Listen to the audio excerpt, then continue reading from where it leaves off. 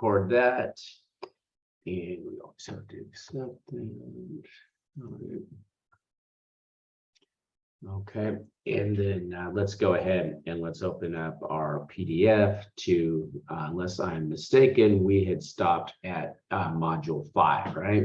Okay, and this is under the heading of using work of others. And the two primary others that we're going to be talking about here are when an auditor has to engage a specialist, and what you can see on the screen here, when an auditor is going to utilize the work of the client's internal auditors.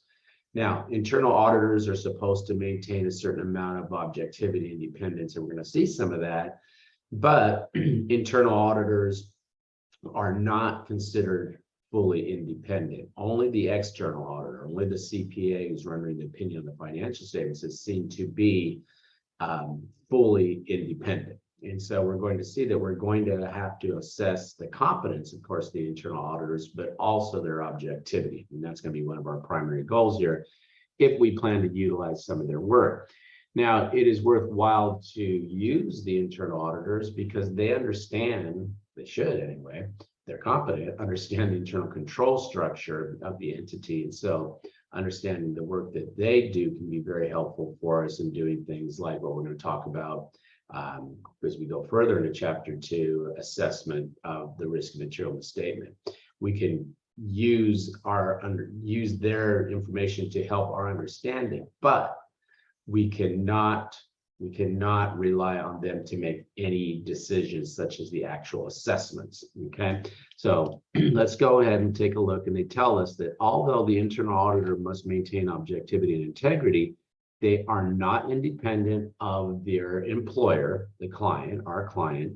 Thus, the independent external auditor, okay, and let's put that in different color here, cannot share with the internal auditor the responsibility for audit decisions, judgments, or assessments. Okay, so when we come to, for example, the assessment of the risk and material misstatement, you can't turn to the internal auditor and say, well, what do you think? What should we make that assessment? That rests entirely in the responsibility of the external auditor. Okay, so let's go ahead and just flashcard. Do not share decisions. And I always warn my students, you know, you see a question that says the auditor should share. In all your life, you've been being told to share since you were 2 years old, right? So you say, oh, share, and your inner child speaks out and says, yes, of course, that's okay. No, you can't share judgments, responsibilities for issuing the report. All of those types of things, assessments and whatnot, are entirely in the purview of the external auditor. You are the one that is independent, not the internal auditor. Okay, now we come over and we were going to have to evaluate the internal auditors. And when we evaluate them, we're going to evaluate them from the standpoint of their competency and their objectivity. So you come over to the next page and you can see that we have competence considerations, we have objectivity considerations. And let's just look at the competence, and it is reflected by their education, their certification, etc. Okay, so we assess their competence. When we come to objectivity, it is reflected by the organizational level to which the independent auditors report. Okay, so flashcard that you need to assess the competency and the objectivity, and then a good indication that the internal auditors have objectivity is if they report directly to the board of directors. So BOD, board of directors, IA, internal auditors. And if you were to look at an org chart of the organization, you should see a reporting line that goes directly to the board of directors. Now, sometimes you'll see a dotted line that will go over to the CFO, and you'll be like, well, that means they're not independent. The dotted line means that from an administrative standpoint, they have to have, you know, some mechanism for being paid and that whatnot, and go through the payroll and those sorts of things. But in terms of their reporting function, they go directly to the board of directors. Now, if you decide you're going to use the internal auditors, then you will supervise their work. However, as we've already said, the external auditor remains solely responsible for their work, but they can use some of the work of the internal auditors. And they talk about routine tasks here. I don't know how routine it has to be, but it can't be where you're relying on their decision process, their decision making for any of the key assessments and whatnot that we're making on the engagement. We've already said that. Okay, good. Now, we said that another other that we will be utilizing the work is specialist. Okay, now a specialist is someone who has an area of expertise other than in accounting and auditing. We're the ones that are supposed to have the expertise in accounting and auditing, but you could get on an engagement where you're auditing a jewelry shop, and they're showing you all of these different inventory, and they're giving you a sense as to the value of those. And you're like, well, how do I know those just aren't shiny pieces of glass? So you call on a specialist who can actually evaluate a sample of the inventory and give you some sort of sense as to the value of that inventory. I was on an assignment looking at the U.S. Forest Service. And when the Forest Service reports the value of their inventory, they report it in board feet of lumber. Eventually, what the Forest Service does is they, in a rational way, auction off parcels of the forest, and then those are taken, of course, and harvested for lumber and whatnot. And it's done in a reasonable, rational, I should say, probably environmentally sound way, I guess. Well, when they're reporting, how many board feet of lumber? And I said, well, let me see the inventory. We're going to show me a bunch of trees. How do I know how many board feet of lumber there are there? So we rely on a silviculturist who can talk to you about the general health condition of the forest and give you an assessment as to how many board feet of lumber are there. That's the type of thing that you would use a specialist for. Now, when we look, you could have an auditor engaged specialist, or they do allow us to use a management specialist. In other words, you don't necessarily have to go out and find a separate specialist. It could be that you're going to use management specialists that would be on the premises. Now, when you look at the needs for a specialist, okay, they could do different things for us. And you can see I've given you an example here. Value the restricted securities, works of arts. Here was the one that I was looking for. Determine the physical characteristics of mineral reserves, forests, board feet of lumber, that kind of thing. Okay. Now, what the auditor needs to do is understand the specialist field of expertise. You don't have to become the specialist, but you might sit down with the person in the jewelry shop that I mentioned and say, hey, tell me what you're looking for.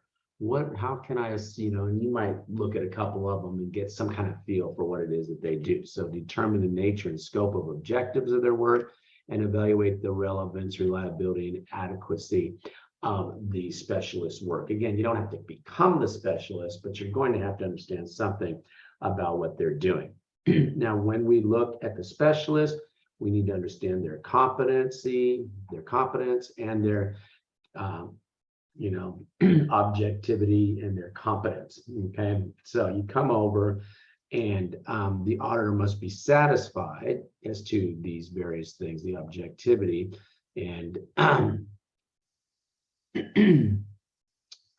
I want to just look more at the auditor should evaluate whether the specialist may have a relationship with the entity that may affect the specialist's objectivity, particularly if they are management specialists. Okay, so even though a specialist who's unrelated will have a greater level of reliability, a specialist who is related to the client may be acceptable in some circumstances, but the auditor is going to perform additional procedures to assess that. And we're going to see what those additional procedures are on page 38. We'll get to those here in a second. I don't know why they just didn't stick them here, but I want you to flashcard that you can use management specialists. You'd rather than be independent, but sometimes you're in a situation where the best thing, you can only use management specialists. For example, what if you're in some very, on an engagement in which your client is the only one that has the knowledge about, how to make, there's one company, I forget the name of it, in Taiwan that has all the technology as to how to make the chips. Well, where are you going to get a specialist to talk to you about that? You'd probably have to use their specialist, right? Since they're the owners of that technology. Okay, now you come over and you take a look, and agreement between the auditor and the specialist. Okay, so we need to have an understanding of their work, the respective roles of the auditor versus the specialist, the nature, timing of any communications, and if there are confidentiality requirements. Again, if you're looking at some special technology, then there would obviously be some desire to maintain the competency, or not competency, but confidentiality of that information. Now, the auditor will do something to evaluate the specialist work. So let's just go ahead and take a look at some of those things that the auditor will want to do to evaluate the adequacy. For example, we will make inquiries of the specialist, review the working papers, data sufficiency assumptions, etc. We will also be reviewing reports of the auditor specialist, okay? And then we will be engaging in discussions potentially with other specialists. They may be able to corroborate some of the findings of the primary specialist that we're using, and then discussing the report of the auditor specialist with management. So you can go ahead, you don't have to flashcard every single thing there, but I think it's worthwhile to flashcard some of those major ones that I just highlighted for you. Okay, now you come over and let's take a look at the effect of the auditor's report, okay, for the specialist. And you come over, and if the specialist findings indicate that the financial statements are not in conformity with GAAP, stop, look at me for a second. What do you do if financial statements are not in conformity with GAAP? The specialist just told you they've overvalued their inventory. Those diamonds aren't nearly worth as much as they say they are. The jewelry's not worth as much as they say it is. What are you going to do? Modify. Huh? Discuss it with management. Okay, and management says, well, we don't care. We're not going to change the financial statements. Modify or qualify your opinion. Well, modify and qualify are the same thing, but the more specific thing would be qualify or adverse, right? The type of modification could be qualified or adverse. Very good. Okay, now an unresolved difference between the specialist finding and the financial statements, or an unresolved disagreement. Let's see, unresolved things. We don't know who's right. What are we going to do?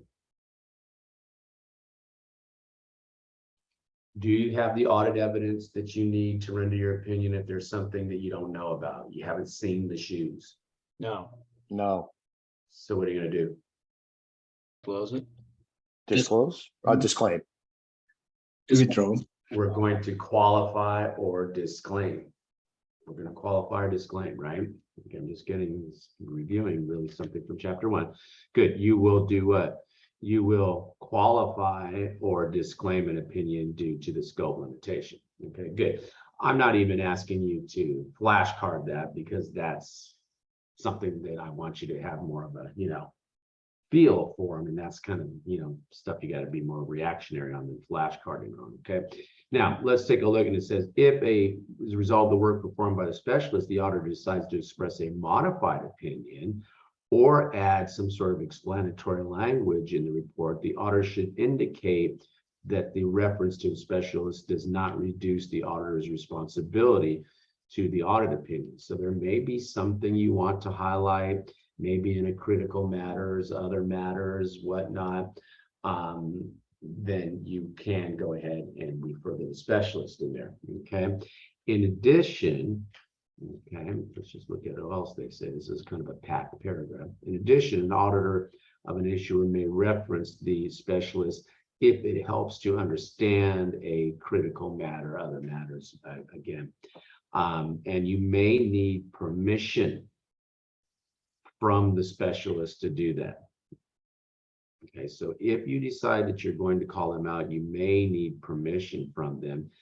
If, and this is the thing that we're going to go ahead and highlight, flashcard here at the end of this, finally, okay, we highlighted everything else. If the auditor is expressing an unmodified, unqualified opinion, no reference should be made to the specialist. Okay, and again, key thing to keep in mind, it is not a division of responsibility. When you mention the specialist, you are not putting any responsibility on them. You accept responsibility for the opinion on the financial statements. Mentioning the specialist is really there to do what? To explain reasons for modifications to the standard report. Okay, okay, good. Now you come over, and I said that we would see on the next page what additional procedures you have to do if you're going to use management specialists. And let's just go ahead and highlight and flashcard those.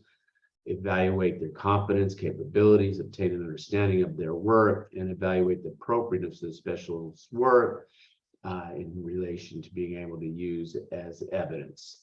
Okay, so just go ahead and flashcard those steps. And they sound very similar to what we said we would do anyway for a specialist, but just flashcard that to the extent that it relates to a management specialist. Okay, now we may also need to have an IT auditor come in. Now, unlike the notion of a specialist, an IT auditor is actually considered to be part of the audit team.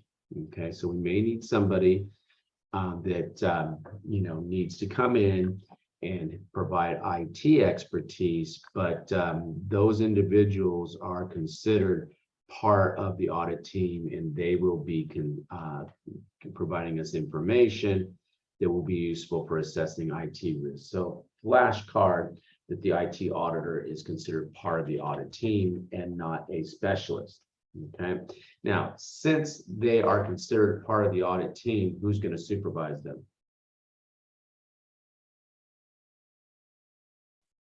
Engagement partner. Good, very good, Donald. Yeah, the engagement partner is the one that will direct the work and supervise their work, since they are what? They are the one that directs the efforts of the team. Good. Okay, so flashcard that. So again, they are not considered this independent specialist. They're part of the audit team, and they are going to be managed by the by the audit partner. Okay. Okay, good. Now, we talked last time about group audits, right? Group audits really can be thought of as doing an audit of consolidated financial statements, company A, company B, or the components. And then we call the consolidated statements the group financial statements. Okay. And we know that the group partner is responsible for the financial statements. And so we're really just reviewing here that we may decide that it is necessary to use the work of a component auditor. We talked about this, how this would affect the report. You have the option of mentioning them or not mentioning them. If you mention them, you're going to have to call out what parts, percentages of the entity they audited. Okay, so they're just sort of reminding us of the responsibility of the engagement team, the group auditor, to do what? Evaluate the component auditors' work. So we would have to evaluate their work. So I'm not going through a lot of that here because we already talked about that process when we're talking about how it ultimately would affect the auditor's report, where we may indicate a division of responsibility, et cetera. I'm not even sure why they put this here, to be honest with you guys. There's no reason why it couldn't have been over there where we talked about the component auditor's effect on the report when we were in chapter 1. Okay, all right, good. Let's go ahead then and let's take a look at our first question for tonight. I'm gonna do that.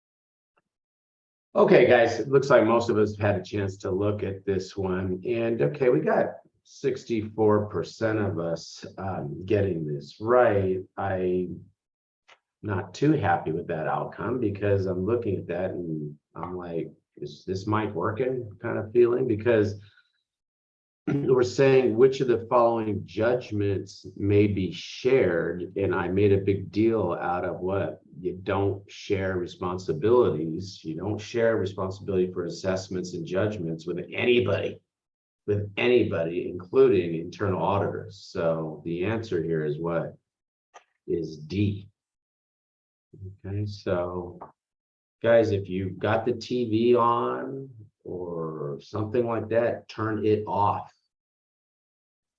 Follow what we're saying, just a little story that I tell you about, your inner child being talked to when they say, sharing the responsibility, that might get you an answer correct on the CPA exam. You apply it here and you see the same exact question on the exam. Meanwhile, you're watching, Family Feud or something. So if the TV is on, turn it off, focus, okay?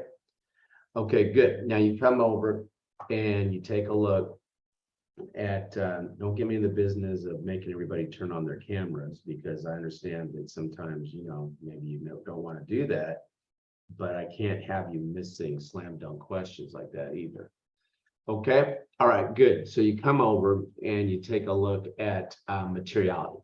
Now, materiality is one of the few areas on the auditing exam where you may have to actually crunch some numbers, use your calculator to answer a particular question. Okay, now the concept of materiality says we don't have the resources to look at every single transaction, every single account balance, every single disclosure. So what we're going to do is figure out a way to see if we can focus our audit resources on larger, more important things that would affect the judgment of a potential user, the financial statement, say an investor, say a creditor, okay? So we are going to look at the financial statements and say, well, some things in here are more important than others. Okay, and we're going to focus our audit resources on the more important things. Okay, so we say that we are going to, and there are going to be 3 levels of materiality that we're going to consider.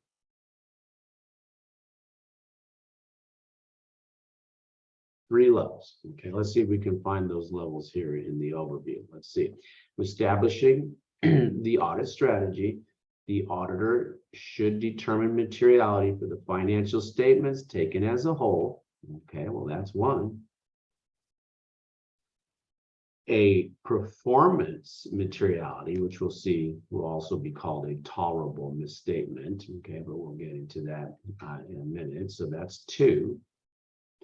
And whether there are materiality levels for specific account balances, footnotes, disclosures, that kind of thing. Okay, so that is going to be a 3rd level of materiality. Okay, so flashcard, the 3 levels: financial statements taken as a whole, a performance materiality, and then we may need to establish another level of materiality for certain footnotes that we believe are particularly important to the users of the financial statements. Okay, so when we look at this, we look at the needs of users. Okay, now when we look at users, we have certain expectations of the users. We're not making, we're not preparing our audit report for babies. There's a reasonably informed person that we are thinking about that has knowledge of the business. Recognize that financial statements inherently include some level of uncertainty, etc. Okay, so we put some responsibility on the users. Now, when we consider materiality, we will consider materiality. One second, guys. This is annoying. Okay, that's better, I think. Okay, now when we consider materiality, we are not going to have a materiality just on quantitative factors. Okay, both qualitative and quantitative factors are to be considered when setting the materiality. So if I had known that the financial statements were misstated by $25 million, I would have never bought that stock. Obviously, what the size, right? $25 million is a big number. If I had known that the financial statements were misstated by $25,000 because of management fraud, I would have never bought that stock. Both of those are material, one for the obvious quantitative reasons, the other for the qualitative. Okay. Now, when we, so flashcard that, consider both quantitative and qualitative. And when we come up with our materiality level, we will have to give a specific dollar amount. We'll have to give a dollar amount as to what is material.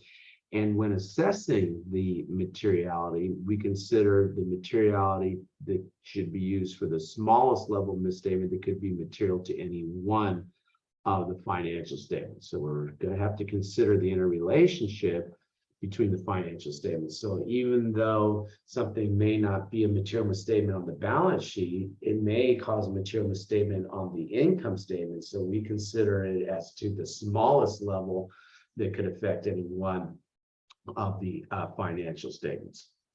Okay, now you come over and you take a look at the following factors that are to be used in assessing that dollar amount of materiality, and we will apply a percentage to the appropriate financial statement benchmark. Okay, and examples of benchmarks include things like revenue, assets are very frequently used ones, but you can see a listing there of different potential benchmarks. But you literally are going to have to apply a percentage to a benchmark to come up with the amount of the materiality. Now, that's our materiality of the financial statement taken as a whole. Remember, 3 levels. There's the whole, right? Now, how are we going to get that next level, which is the performance materiality? And our performance materiality is the amount set by the auditor at less the materiality for the financial statements taken as a whole to reduce to an appropriately low level the probability that aggregate of uncorrected, undetected misstatements will build up and exceed the materiality for the financial statements taken as a whole. Flashcard that. And what we're guarding against there is undetected misstatements, okay? Because we're sitting there, and so we do a test, and if we were always using that materiality as a whole up there, well, what happens if you have several undetected mistakes that throw you over the whole? So the way you defend against that is you come up with a lower level performance materiality. So if you're doing an audit procedure, now you're saying, okay, we're going to have to adjust for this particular misstatement that we found, and you're cushioning yourself against going over that overall financial statement materiality. In the GAO, the GAO financial audit manual says, come up with your overall financial statement as a whole materiality, and then your performance materiality will be 1/3 of the overall financial statement materiality. So the standards don't call out, by the way, don't write down 1/3. That's just what the GAO does. Flashcard that what? Your performance materiality will be less than your materiality for the financial statements taken as a whole. And then also flashcard, and we'll really get into this next time more when we get into chapter 3 and start talking about audit sampling. But there's also a term called tolerable misstatement, which is synonymous with performance materiality, but we're using a sampling technique. We call it tolerable misstatement. Okay, we'll talk more about that later.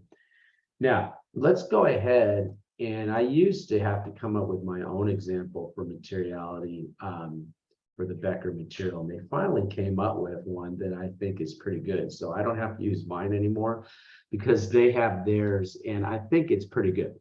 So let's go through this together, though, because I think it actually does a really nice job of going ahead and highlighting now, putting a practical kind of example to some of the things that we had flashcarded and highlighted and talked about. Okay, so let's look at this. Evans, senior accountant, NOAA CPA firm, is determining the overall financial statement materiality and tolerable misstatement. So they're talking about the two of the levels. We'll get to that third level here after we look at the example. Evan expects that there will be low likelihood of uncorrected and undetected misstatements. Okay, good. So that's going to affect our materiality if we think that there's a low likelihood of there being misstatements. NOAA CPA firm materiality guidelines are as follow. Overall financial statement materiality should be based on the benchmark either for total assets or gross revenue, whichever is larger, and should be calculated by taking the appropriate benchmark and multiplying it by either 1% if the benchmark is total assets, or 0.5% if the benchmark is gross revenue. Okay, so it's whichever is what is larger. So I'm going to go ahead and I'm going to jump down to the selected financial information. And what do you think, guys? What's larger, the revenue or the total assets? Not a trick question. Revenue. Revenue is the larger. Okay, so I know I'm going to use that. And they tell me that I should multiply it by what? I should multiply it by, if it is 1% if it's assets, or 0.5% if it's revenue, right? So since I picked the revenue, I'm going to multiply it by 0.5%.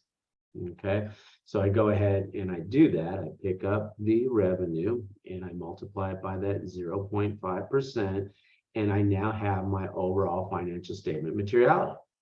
Okay, well, but I need to get what? Performance / tolerable misstatement. Is apparently they're using some sort of sampling technique for this audit procedure that they're determining this materiality for. So I come over and they tell me that the tolerable misstatement is calculated by multiplying the overall by either 70% for a low likelihood, which is what, where we are, okay, or if it had been a higher likelihood, we use 50%, thus squeezing that performance materiality even more, right? Because we think there might be a lot of undetected misstatements out there. If we don't think there's much, then we don't have to squeeze it quite as much, and we multiply by 0.7. So we simply do what? we simply follow the directions here. They pick up that 0.7, and we go ahead and we carry out the multiplication, and now we have our tolerable misstatement. So we've got 2 of the 3 levels here: overall financial statement materiality and performance materiality. Okay.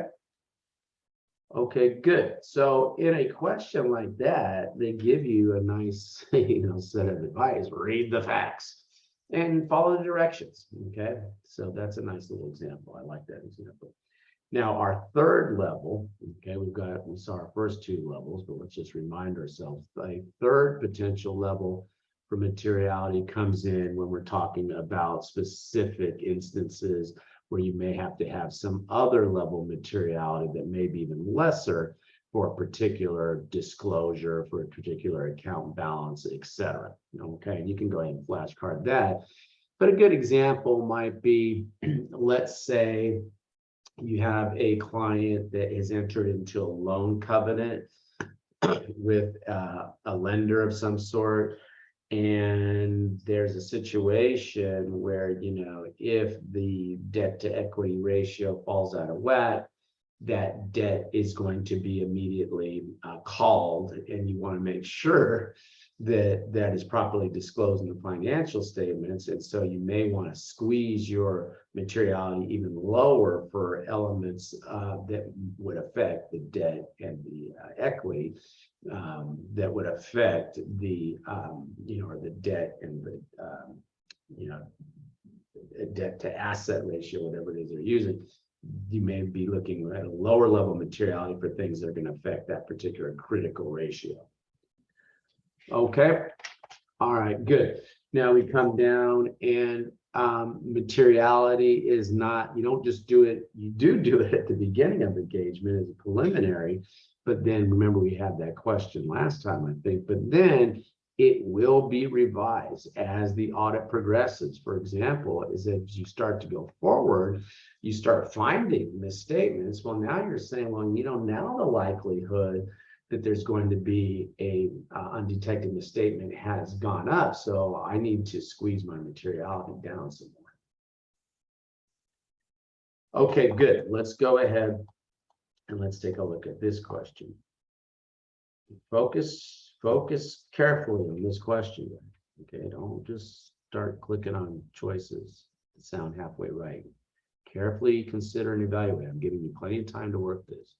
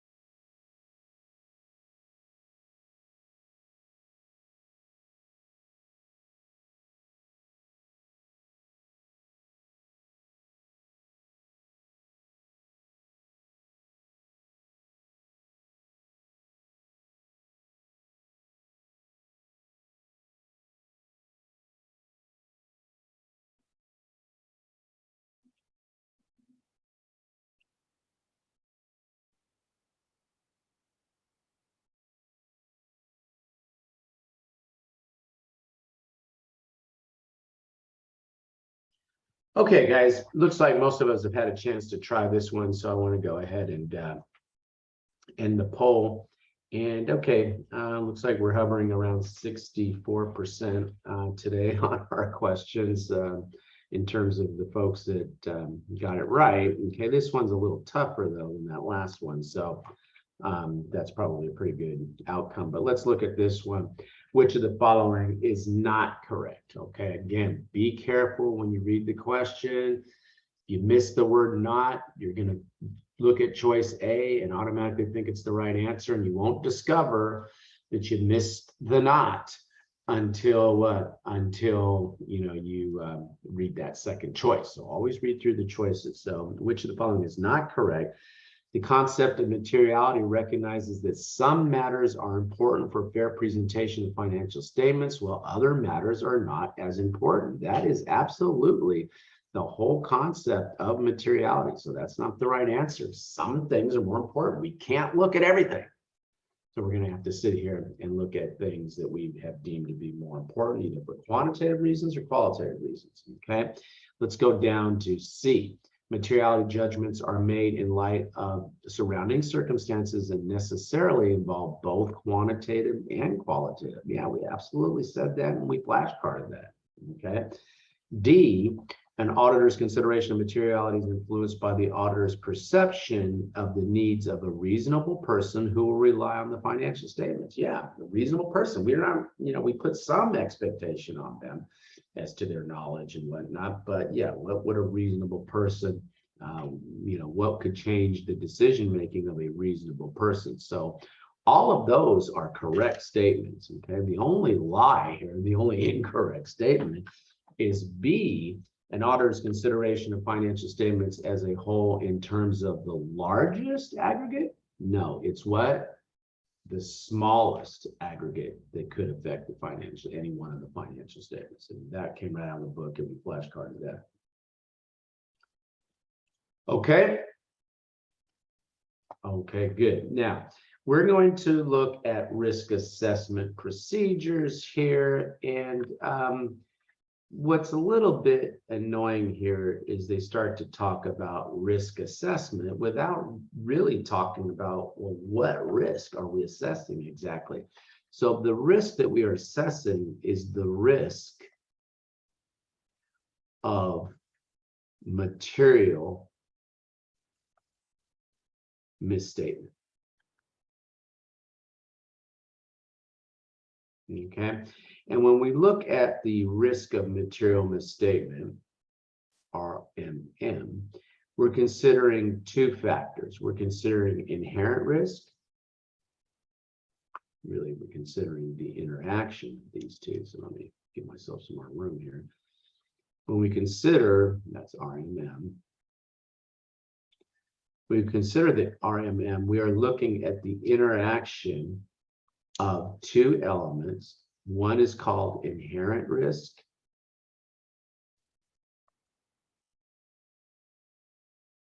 The other is called control risk.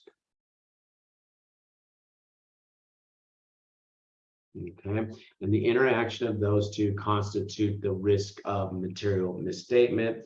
And we have to do this on all audits. We have to do this on all audits. We must assess the risk of material misstatement. Okay. Now, a big part of that is looking at the control risk. And so we're going to see that there's going to be discussion as to what we will be doing as we assess both inherent risk and control risk. Okay. But I'm going to review something with you that we looked at last time, and it's part of the chapter 2 slides that are up on e-learning, okay, that describes the control risk part of the assessment of the risk and material misstatement. Now, we're going to formally see some similar things talked about in the textbook here tonight, and then also in chapter 3, but I want to go through this with you right now because this is pretty awful. I'm gonna have to get out of this because it doesn't have my markings, so you can still see. You might have to, well, all I did was highlight it, so I guess it's okay if I take this out of sleep. Nah, I'm just leave it here. Okay, so you might have to look a little closer. Okay, but let's take a look at what we have here for our process of assessing our risk of material misstatement and really focusing more on the control risk part of that assessment. Okay, so what happens? They tell us the risk assessment procedures have to be done on every audit. That's why I wrote in there always. Okay, hopefully you can see that it's covered up a little bit by the some of the Zoom stuff there. So I wrote in there always. You always have to sit there and do the risk assessment procedure. It is often called an obtaining the understanding phase. So let's see what we do. What are we obtaining an understanding of? And we're obtaining an understanding of the entity, including their internal controls and their environment.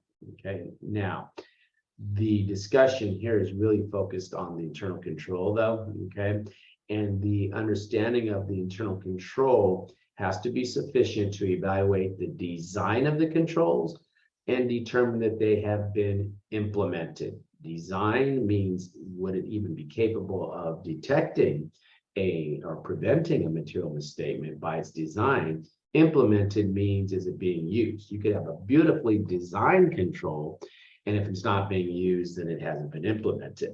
Okay, based on that, you will make the assessment of the risk of material misstatement, RMM, assess the risk of material misstatement. So I give you this silly mnemonic up here, dire, excuse me, what do you do in the risk assessment procedures, which you always have to do, which is also called the obtaining the understanding phase. Evaluate the design of the controls, determine they have been implemented, and then you assess risk. What risk do you assess? The risk of material misstatement. Now, based on what you do in this step is going to determine what you do on the next slide in step 2. Okay, so if your assessment of the risk of material misstatement is at the maximum, then you will not test, important phrase, operating effectiveness of the controls. You will follow the red arrow and go directly to your substantive testing. Okay, so you would skip the testing of the internal controls, the operating effectiveness and the internal controls, and go directly to substantive testing. Okay, now if you have assessed the risk of material misstatement at less than the maximum, okay, then you follow the black arrow, and now we're in our further audit procedures. This is often called a test of details phase, okay? And in the test of detail phase, if you had assessed in the obtaining the understanding phase, in the risk assessment procedures, as you get to your further audit procedures, if you assess the risk less than maximum, then yes, you must test the operating effectiveness of controls. And I say sometimes because there are times where you'll skip that and go straight down to the substantive testing. And then you will always have to come down in your test of details phase and your further audit procedures and do your substantive testing. So you follow the black arrow down. First, test the operating effectiveness. Then, and notice you always end up in substantive testing, some level of substantive testing. Question on that. Key words, guys, that the exam likes to throw around, and I don't know that the textbook here does a real good job making those keywords abundantly clear to you. So make sure you've got these slides and you're taking a look at these slides. Now, what I want to do over here now is kind of give you a sense. Okay. So what I want to do here is take a look and just start to see how we will assess the risk of material misstatement and how that folds into the bigger concept of audit risk and bring in the concept of something called detection risk. Now, we're going to do this in chapter 3, but I really think the book probably should have put this part first, because they start talking about risk assessment procedures without really explaining to us, well, what risk and how do we think about this risk of material misstatement. So I think it's better to do this now. We will see it again, and it's fine to repeat it because it is a very important 10-point concept on the exam, even though we'll formally talk about it in chapter 3 as far as the textbook is concerned. Okay, but let's just take a look at this, and we can see that we have something called our audit risk. Okay, and our audit risk is the interaction of our, and I've abbreviated that here, AR, okay, audit risk is AR, okay, and we can see that the AR here is the interaction of the risk of material misstatement times something called detection risk. DR is detection risk, okay, DR equals detection risk. Detection risk is the risk that there will be a material misstatement in the financial statements and the auditor will fail to detect it. If an auditor fails to detect a material misstatement in the financial statements and therefore it doesn't qualify the opinion somehow or even give an adverse opinion, whatever, what does that mean?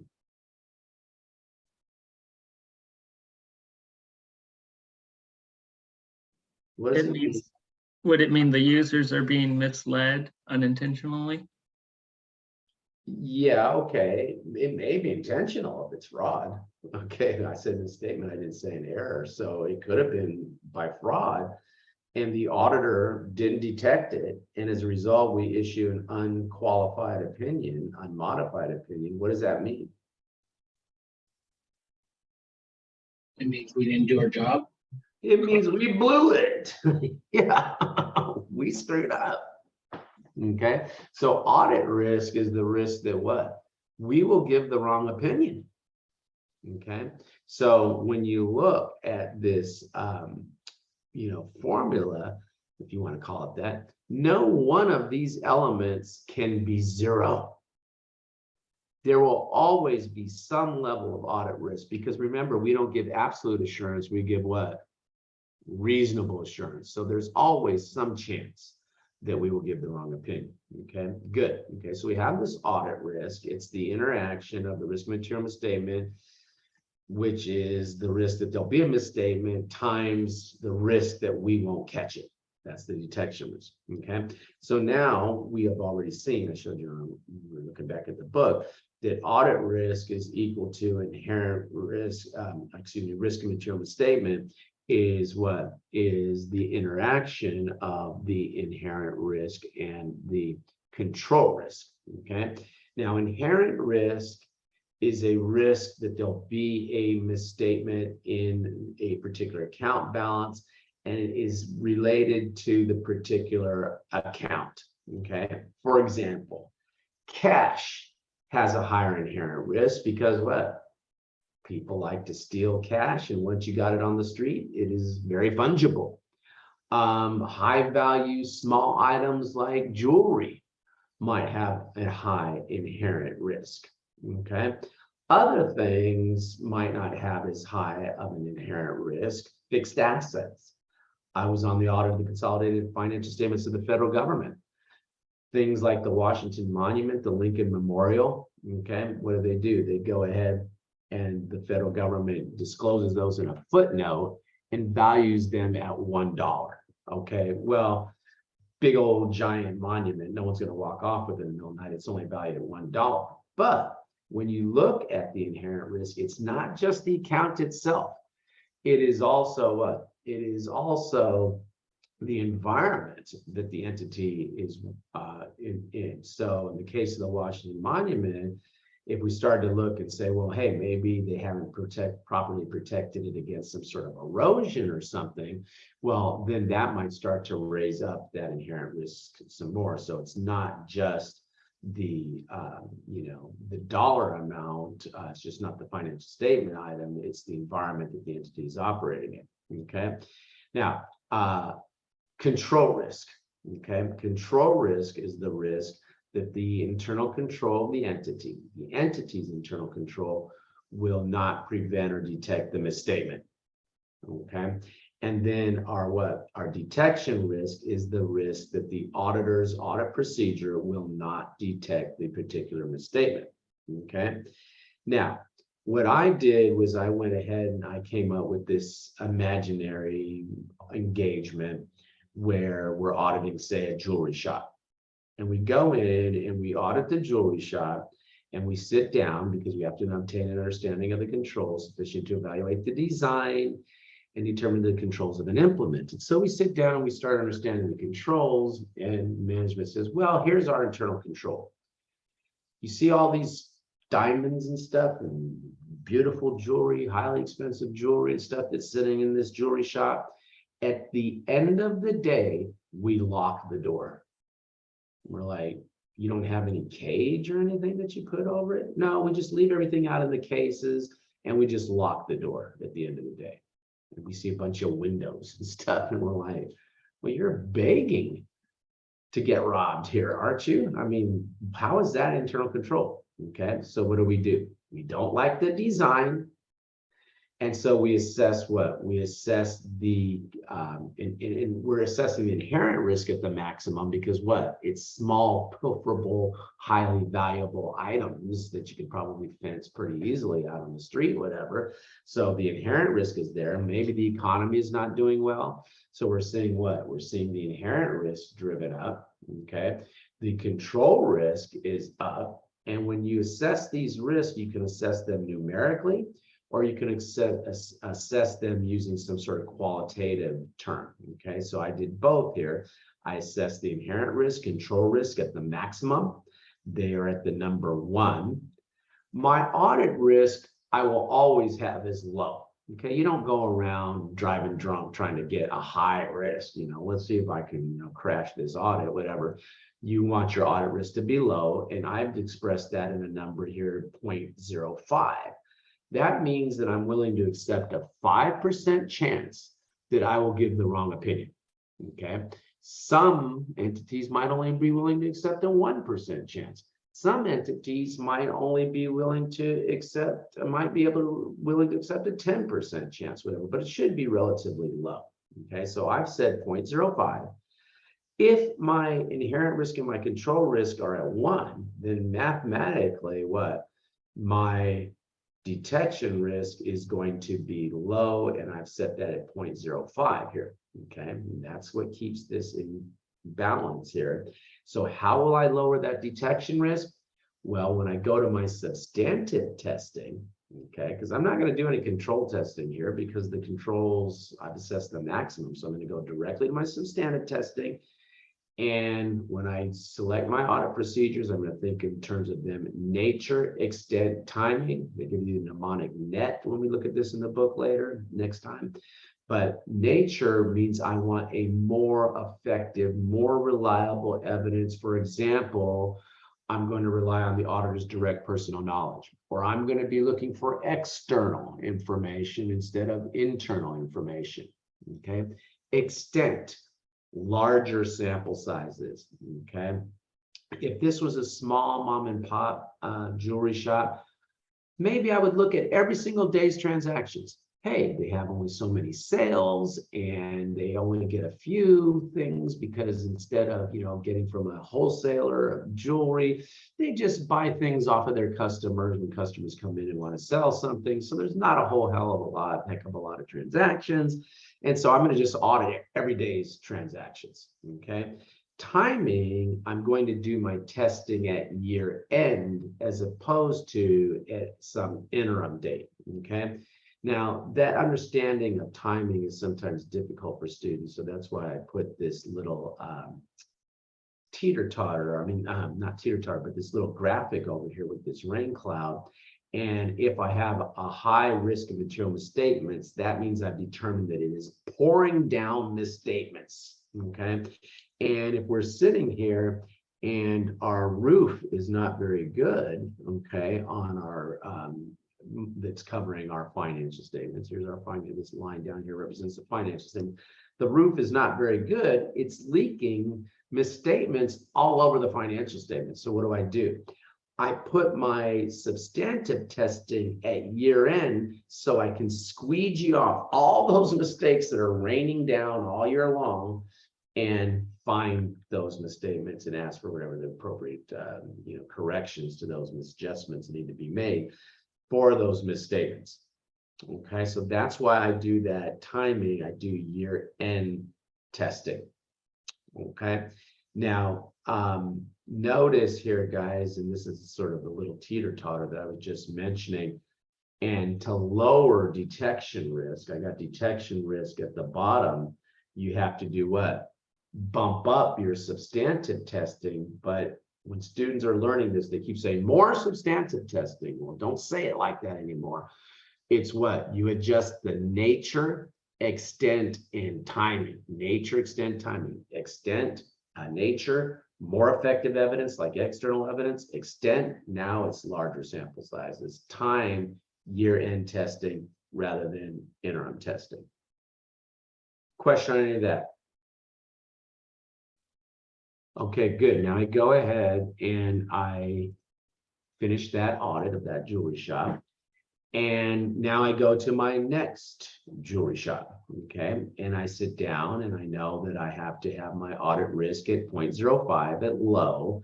And I want to understand something about their controls. This is a completely different jewelry shop now. And I sit down, I say, tell me about it. And they say, well, because we're, in a bad economy and a very competitive environment and whatnot, we assess our risk. We assess our risk. We have very strong controls. Okay, so what we do is we lock everything up at the end of the night. We put it in a safe. Everything is cleared out of the cases. We have these cages in the front of the place. We have an alarm system. Everything is taken out. In the morning, to open the gate, okay, 2 employees have to show up with their own key to open the locks. Otherwise, the locks won't open. So it's 2 employees together that come in. The employees turn off the alarm. Then they go to the safe, and the safe has a dual combination. So 2 employees have to put in a combination in order for it to open. So there's always joint custody with all of the jewels. We put everything out there, okay, all the jewelry, we put it out there. Nobody is alone with the stuff. If somebody needs to take a break, by the time breaks are needed, somebody else, there's a 3rd person there.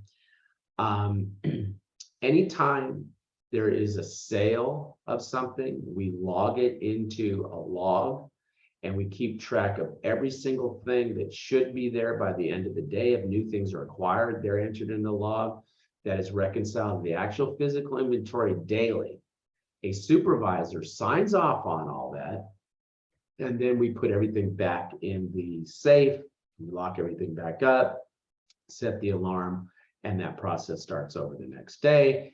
And there are cameras here that observe that whole process. We're like, wow, pretty good.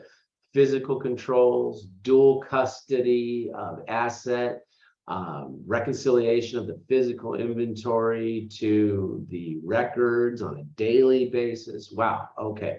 So we look at all that, but because we're not, we're pretty conservative auditors, we say, well, the inherent risk is still maximum because it's still diamonds and rings, bad economy. They told us that themselves, but we don't have to have a maximum control risk here. We're going to go with the moderate control risk. So we can express that using an adjective like moderate. We could describe it numerically by saying 0.5. Okay, so what happens? Since now we have some coverage from our internal control, now we go ahead and we can have, and never say high detection risk. You don't want high detection risk, but it certainly is a little higher than it was in the previous jewelry shop. So we set it at 0.1. That keeps our overall audit risk where we want it to be. And notice our overall audit risk goes from engagement to engagement. It's a firm level decision as to how much audit risk you're going to accept here. And so now we can accept a little higher detection risk to allow our audit risk to stay at 0.05. So now what? Now, as we get to our further audit procedures, now we have to do what? Test the operating effectiveness of the controls. Now we test the operating effectiveness, okay? And that's in step 2. That's in our further audit procedures. So what are we going to do? Well, what we would probably do is, well, we like the design. Back up, guys. I skipped something. Back up. We're not to testing operating effectiveness yet. We like the design, but now we have to go to see if it's implemented. Okay, so we do something called a walkthrough. So we get there early when the two people are supposed to come together and do all that stuff. And let's say we show up and only one person does it. They reach in their pocket, they have both keys, they have both combinations to the safe, they're doing everything on their own. Well, what happened? The control wasn't implemented, right? Employees, give each other their combinations, they get to know each other. Hey, I'm gonna be a little late today, can you cover me? That kind of stuff. So if the control isn't implemented, then what would we do? We'd go whoop and say, well, that control is not implemented. Therefore, we assess our risk of material misstatement at the maximum, and we'd be back to doing the full measure of our substantive testing. But let's say we show up and they do the things as described when we do our walkthrough. We see them sign off on those sheets, all of that. Okay, so what do? Now we're going to test the operating effectiveness, and we decide to take a sample size. Remember those inventory control sheets? We take a sample size and we say our sample size is going to be 50. Now what we would do is we would pull 49 other days than when we weren't there. We can use that day when we were there as part of the evidence for operating effectiveness, even though we were there for our implementation piece, right? But you don't have to throw that knowledge away. So we would go ahead and get 49 more days. We take a sample. We go through those 50 days to see if indeed the supervisor signed off on those. Now, if the supervisor signed off on all 50, the control has operating effectiveness. If the supervisor signed off on 10 of the 50 or even if they missed 10 out of 50, that might be sufficient for us to say, this control does not have operating effectiveness. Zoop, we're back to the previous slide. But if we look and we see that we have supported that lower assessed level of control risk, now we believe we have a lower risk of material misstatement, and we can alter the timing, extent, and nature of our substantive testing now, which is what? Nature. Now we can use a less effective procedure. Now we can use internal evidence instead of external evidence for our testing. Extent. Now we take smaller sample sizes. Instead of auditing every single day's transactions, maybe we'll audit 50 days worth of transactions, right? Timing. Now we can do our procedures at interim because what? Because we're sitting there and we're not as worried. And I drew a different picture here with a better roof where there's just, a few little droplets hitting misstatements is what we're thinking the case is. So what happens? We can do most of our testing at interim. We'll do that at interim, and we'll find any misstatements that are there. And then for the years, I assume 930 here, so for the last quarter of the year, then you can't ignore the year end. You might do some analytical procedures and whatnot, or you might take a smaller sample just to make sure things haven't gone to hell in a handbasket at the end. But you're able to do that because you're able to accept a little higher detection risk now, so your substantive testing can be down, less substantive testing. Don't say it that way. What is it? Nature, less effective. For example, internal evidence, extent, smaller sample sizes, timing, interim testing versus year-end testing. Now, of the two scenarios that we discussed here, which one do you think is more efficient for the auditor?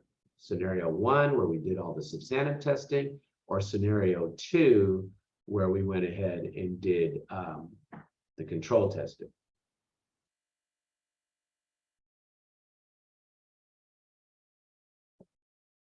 Which is more efficient? Scenario 2. Scenario 2, Donald, is more efficient in most cases.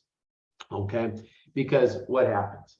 Think about it. If we doing internal control testing, we're using documents provided by who for internal control testing?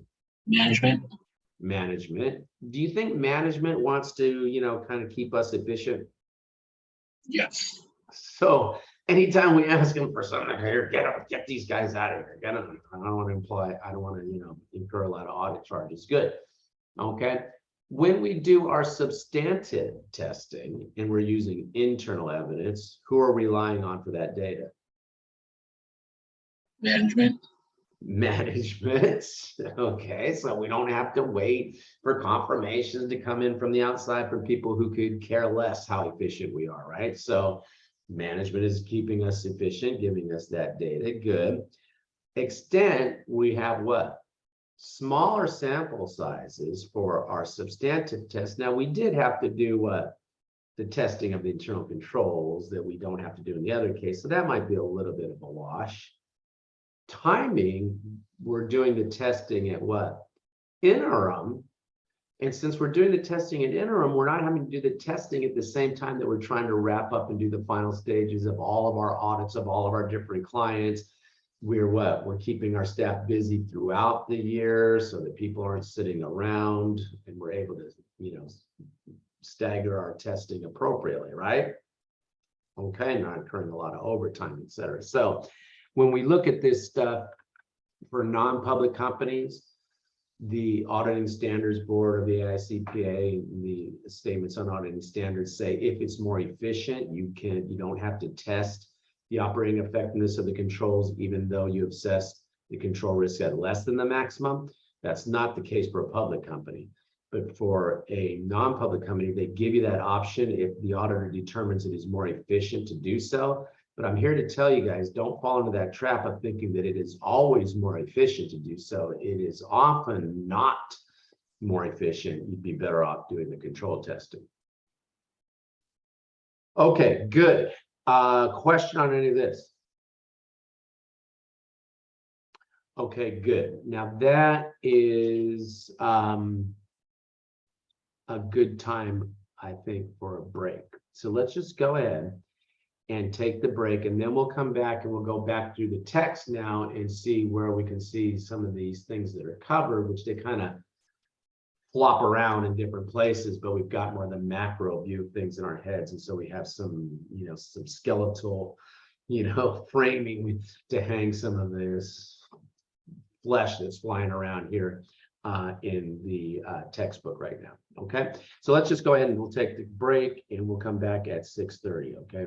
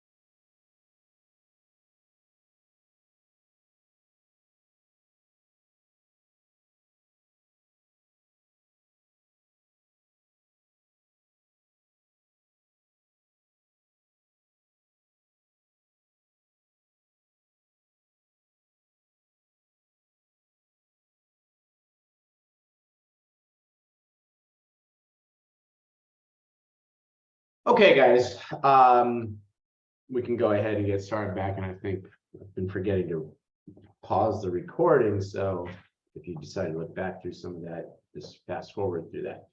Okay, so now we're going to look at how the book has articulated some of the information that we just reviewed from those couple slides. Keep in mind that we were making the assessment of risk. We're really looking for the risk of material misstatement, which is comprised of inherent risk and control risk. So as we go through this, let's see if we can figure out, are they telling us how to assess inherent risk or control risk? Okay, so you start coming down and they talk about the risk assessment procedures. And as we had seen on the slide before, with risk assessment procedures, let me get myself into full screen mode here. When we look at the risk assessment procedures, okay, do we have to do those sometimes or always? Always. Good. And guys, let's not make, Donald, I love your enthusiasm and please don't stop doing what you're doing. But guys, I don't want to always have one guy chiming out things that everybody should be saying together always. Okay, so, you know, every now and then somebody else come on in. Okay, but thank you, Donald. Good. Okay, so what? Always, risk assessment procedures always have to be done. And as we saw on that slide that I gave you, the auditor should obtain an understanding of the entity and its environment, obtain an understanding of the internal control. Okay, so that's what this is really getting to, the IR factors. This is getting more to the what? CR factors. Okay. Inquire of the audit committee and management. Okay, perform analytical procedures. We'll talk more about those coming up. Conduct a discussion amongst the engagement team. We'll talk about that. And then perform other procedures. Okay, so go ahead and flashcard, but you have to put other procedures down there, but flashcard those more specific ones. Okay, so let's take a look and see what we will be doing as we're obtaining an understanding of the entity and its environment, right? We saw that we're doing that. We do that in order to assess the risk of material misstatement. Okay, and so if we are looking at industry factors, since we are sitting here and we're obtaining an understanding phase, then we're making an assessment of the risk of material misstatement, which is made up of IR and CR. So I ask you, if we're looking at industry factors, are we considering inherent risk or control risk? Inherent risk? Good, excellent, very good one for inherent risk. Thank you. Okay, how about regulatory factors? Also, Inherent. that's an inherent risk. Good. How about other external factors? Okay, even application of the applicable financial framework. Has there been changes to the accounting standards? Is something coming up that's complex? That's an inherent risk, right? Technological factors, that's an inherent risk. Okay, other external factors, well, could that be control risk? No. If it's external factors, then it's not internal control. It's again an inherent risk factor. Okay, now I'm not reading off on these things, guys, because what? Because things like inflation, whatever. Okay, and I'm not talking about these because the details don't matter. What matters is that you understand that these are the types of things that you assess when you're assessing inherent risk. Okay. Okay, good. Now, I'm not going to sit here and go through every single one of these things. Let's just jump down and let's look at other risk assessment procedures coming down. Okay. And let's just come down and look at the required documentation. Okay, 1 second, guys.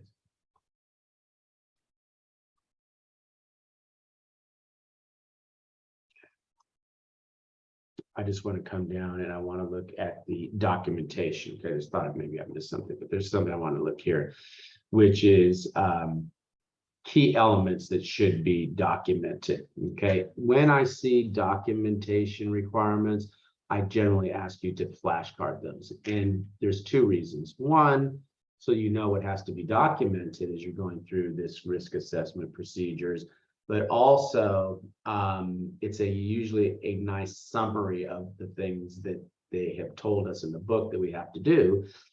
So we have to document those. So what are the relevant factors that we looked at? The nature of the entity, its operations, its ownership and governance. What type of investments do they have? The way the entity is structured, the entity selection application of accounting policies. Okay, why are they selecting those accounting policies? The documentation include the auditor's evaluation of whether the policies are appropriate. Okay, the entity's objective and strategies and those related to business risk, and review of the entity's financial performance. Okay, so the key thing, guys, is as we look at these, we're looking at what these inherent risk factors, that's what these are, and then you have to document that you looked at those. Okay, now we continue on with these other risk assessment procedures. Okay, and we have what? We have inquiries. Okay, and inquiries are made with management and others, and part of those inquiries would be about internal control. We should also do analytical procedures. Now, let's just take a look. It is required that we do analytical procedures during planning. We are required to do so. Now, here's what we do. With planning analytical procedures, excuse me. Otherwise, I start to get a little bit shadowy here. Okay. Okay. So when we are required to do analytical procedures in the planning, they are at a high level.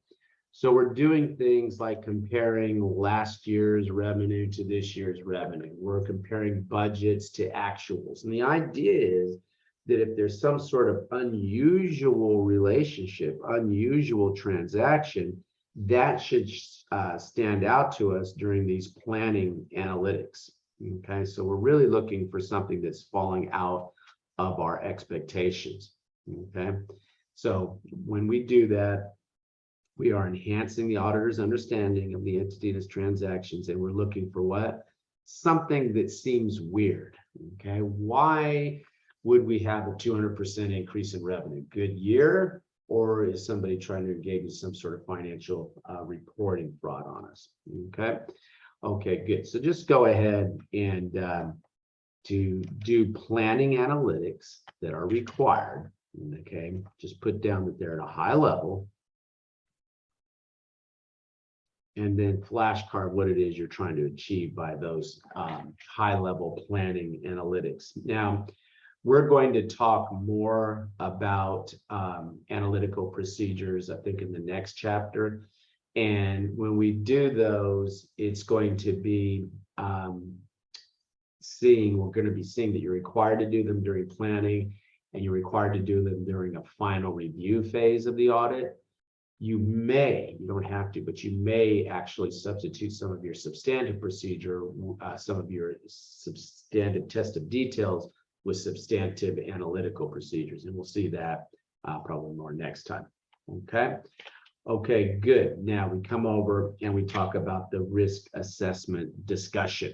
Okay. We are going to be required to pull the members of the audit team together, and we're going to discuss the susceptibility of the financial statements to the risk of material misstatement. Okay. Now, flashcard that we are required to do that. Okay. And note that they tell us that this could be held concurrently with the fraud discussion. Okay. And we're going to see that in A3. But it should include areas of significant audit risk. What areas do we need more expertise? Do we need specialists? We should emphasize the need for professional skepticism. Okay, that's where you're telling, and what I would always tell my team is, if these guys tell us anything that you don't understand, If it doesn't make sense to you, keep going until you get an explanation that you are satisfied with, because, entities, when they're being audited, they understand their organization and they start getting annoyed if you're not understanding something, and they start kind of pressuring you. Oh, I've explained that, and then come to find out, when the explanation isn't making sense and you dig a little deeper, it turns out they don't know what they're talking about. So don't be intimidated by that. And that discussion should continue throughout the audit as conditions change. So flashcard, what has to happen in that required risk assessment discussion. Okay, good. Now you come over and they talk about risk assessment procedures and other audit evidence, and let's take a look at that.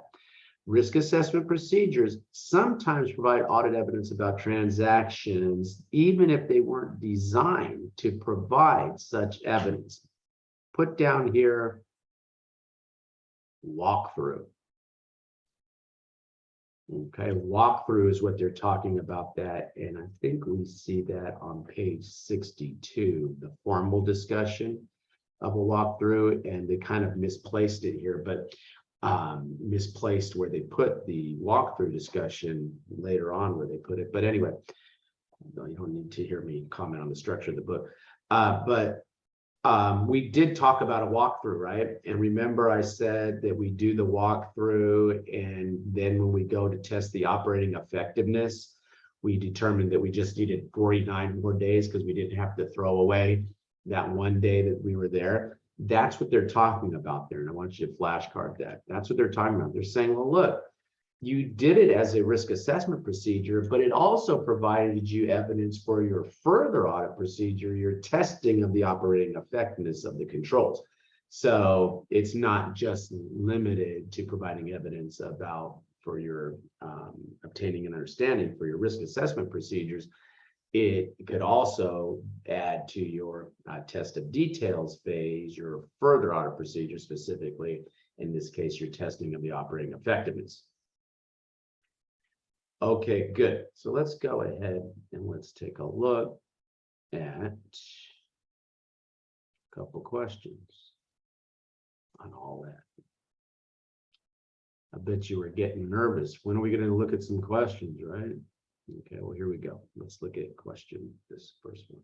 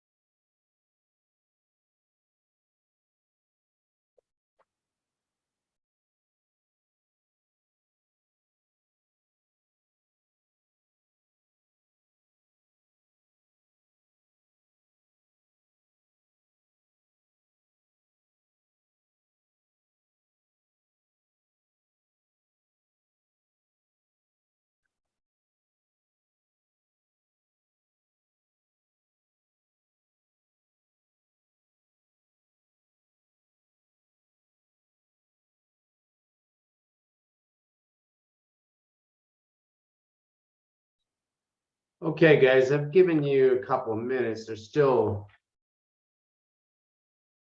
one of us that is still at break, I guess. Okay, so I'm gonna go ahead though and put that up.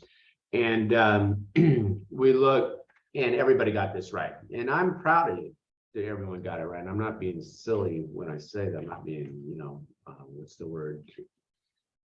Well, I'm not trying to kiss up to you when I say that. I really am.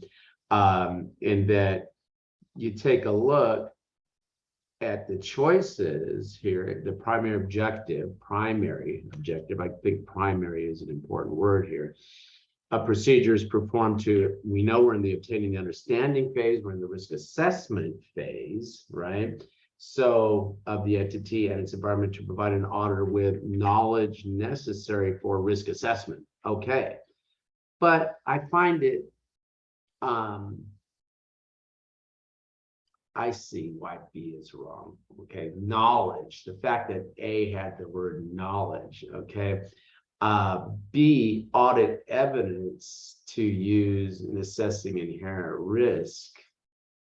Yeah, it's not really audit evidence, is it? It's knowledge of the entity and its environment, right? That allows me to assess the inherent risk, not necessarily audit evidence. So I see you guys caught it better than me. What makes B wrong? What bothers me is they say information necessary for risk assessment, and we are going to assess the inherent risk, but it's not really audit evidence, is it? It's knowledge. I see.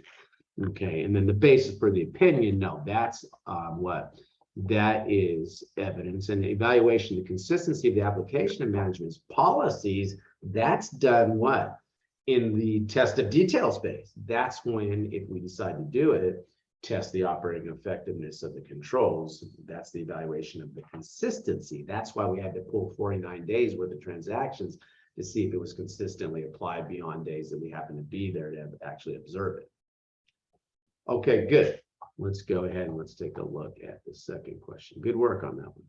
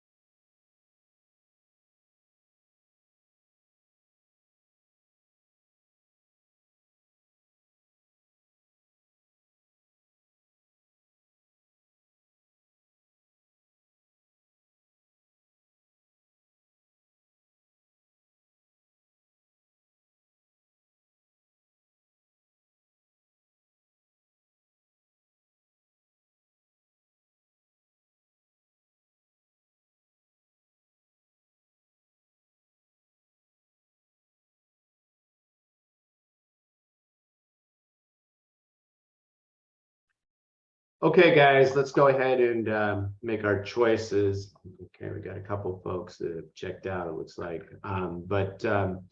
Taking a look at this one, don't check out, guys. If you're not going to do the class, just log off. I mean, it's silly for us to sit here waiting for that one person to, fill something out and they're somewhere sleeping on their couch somewhere. So, you know, if you're not going to participate, just log off. Okay, so what happens?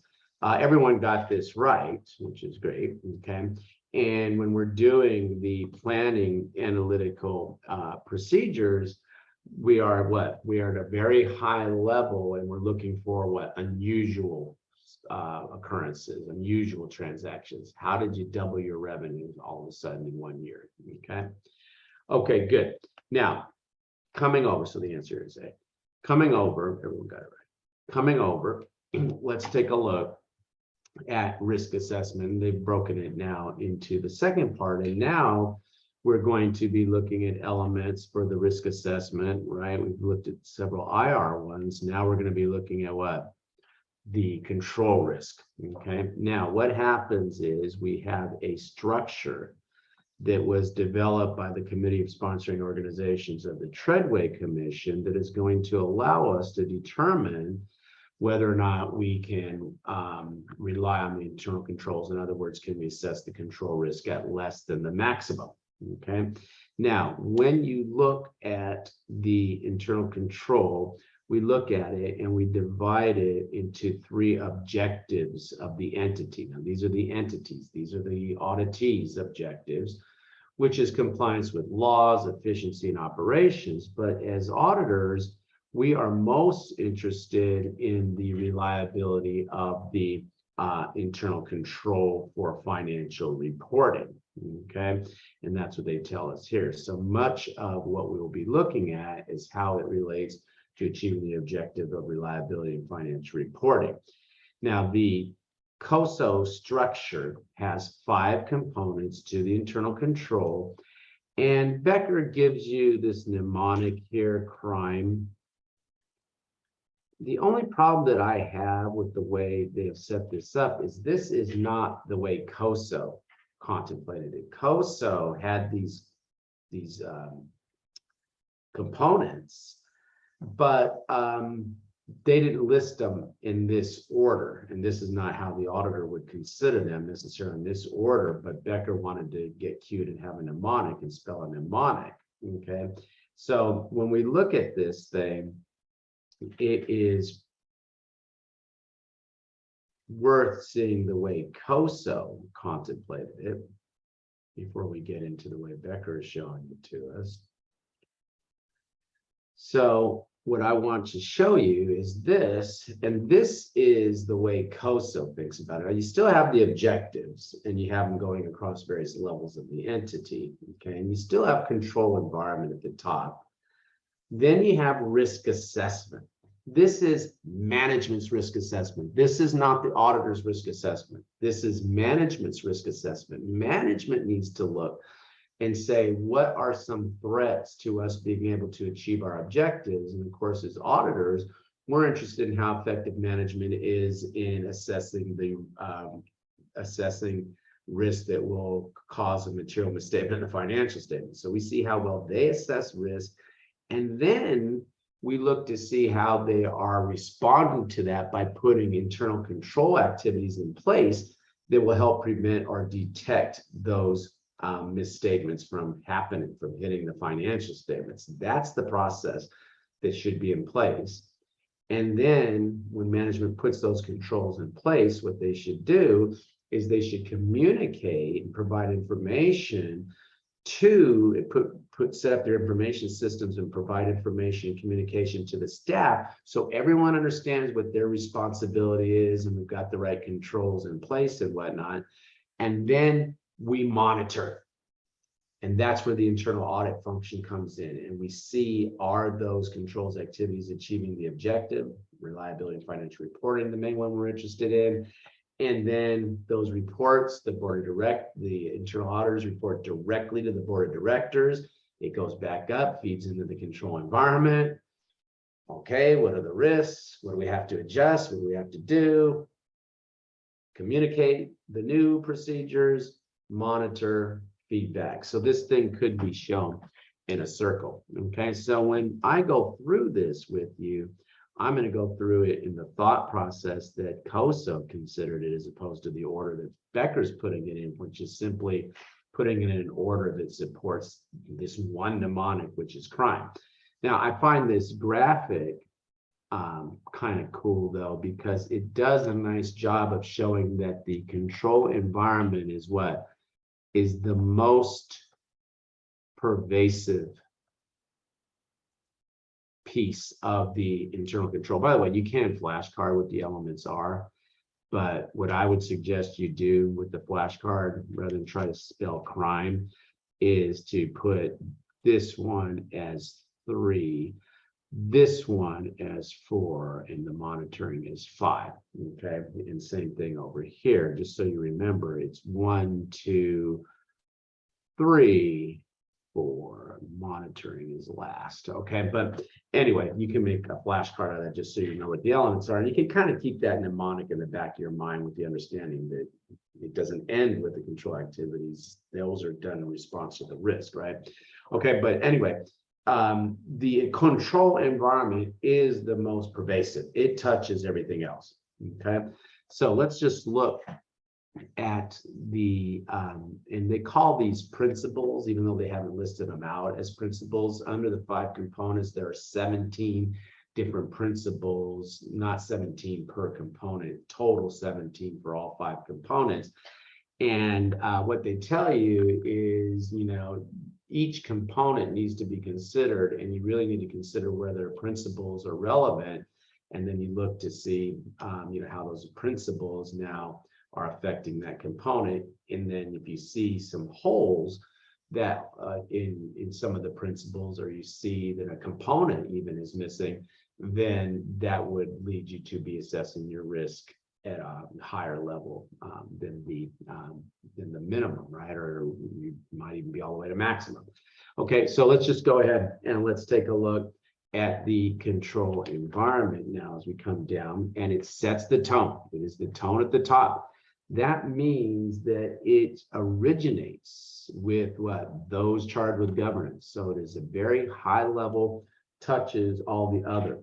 Okay, so we're looking for what? Not only originating, but it also involves participation of those charged with governance. Okay, and a very you know, obvious thing that the board of directors would be doing there, the audit committee would be reading the internal audit reports and doing something with them, even having internal audit reports. I was on a looking at housing agencies one time, and I spoke to, you know, housing agency, they call the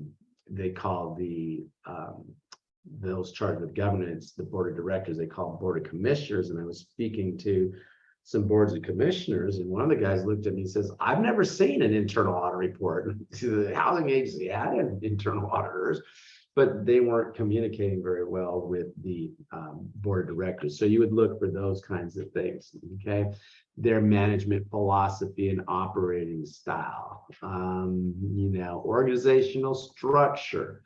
Are the internal auditors reporting directly to the boards of directors? Okay, now those charged with governance, they are responsible. The audit committee is responsible for overseeing the financial reporting process and disclosure process. Okay, there is a role for you out there. Okay, as a board member and a member of the audit committee, after you get your license and get some experience, the expectation would be that you would be serving on a board of directors somewhere, and you would be providing financial expertise, right? So that's probably a nice career goal for you down the way. Okay, now as I've already mentioned, I think I have a flashcard over there. It is the most pervasive piece of internal control. I think I wrote the word pervasive in there, but I didn't tell you to flashcard that. So when you make this flashcard here, you can just put that the control environment is the most pervasive. You don't have to have a separate card on that.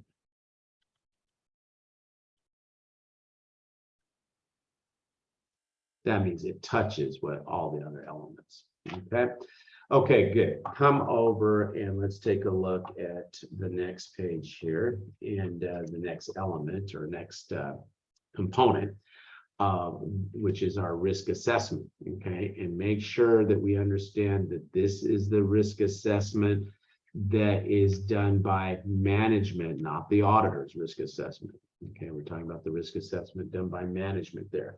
Okay, then we do the risk assessment, and after we do the risk assessment, we put control procedures in place.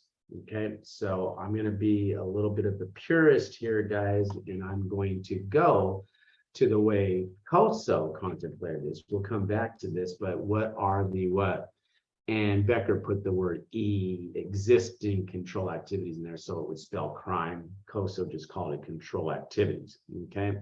Now they give us a mnemonic to remember controls, but what I don't like about this idea of simply calling out a bunch of control activities here and giving you a mnemonic is they don't do a good job lining up the controls with the assertion. Okay.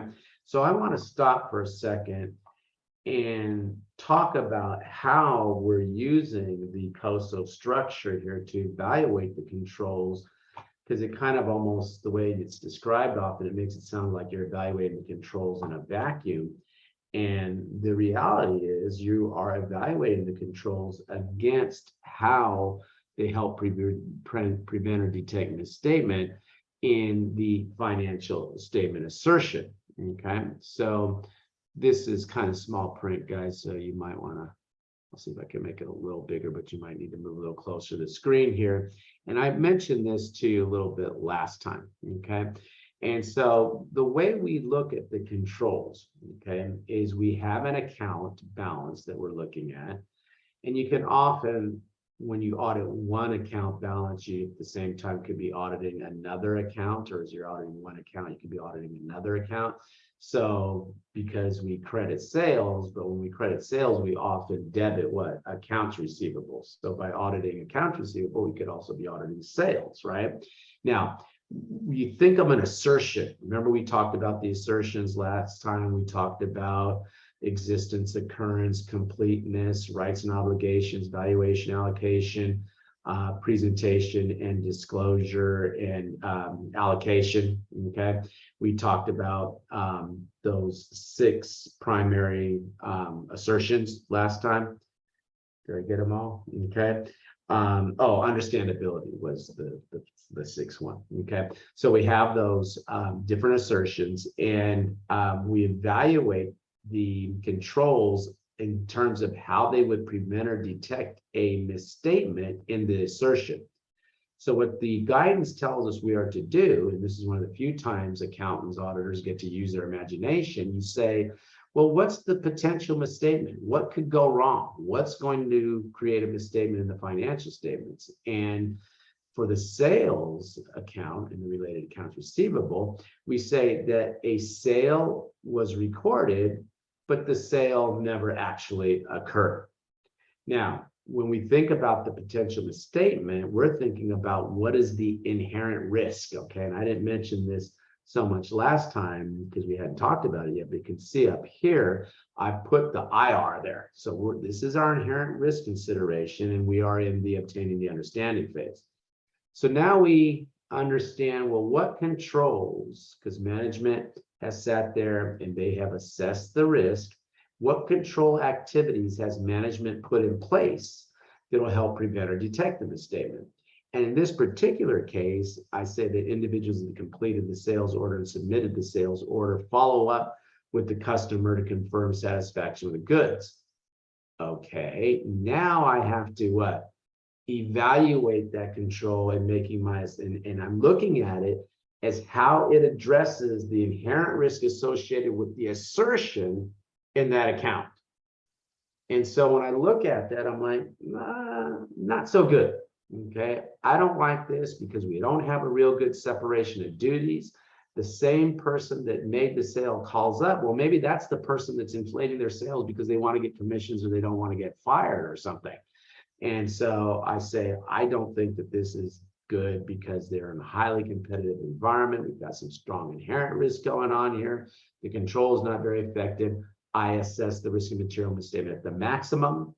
When I go to my further audit procedures now here on this chart, I'm not going to test the operating effectiveness of the controls during my testing phase, test a detail phase, but I'm going to do a bunch of substantive testing. And I line my substantive testing up, nature, extent, timing. I'm going to get external evidence. I'm going to do confirmations. I'm going to send confirmations to my clients, customers, and ask them what's the account balance.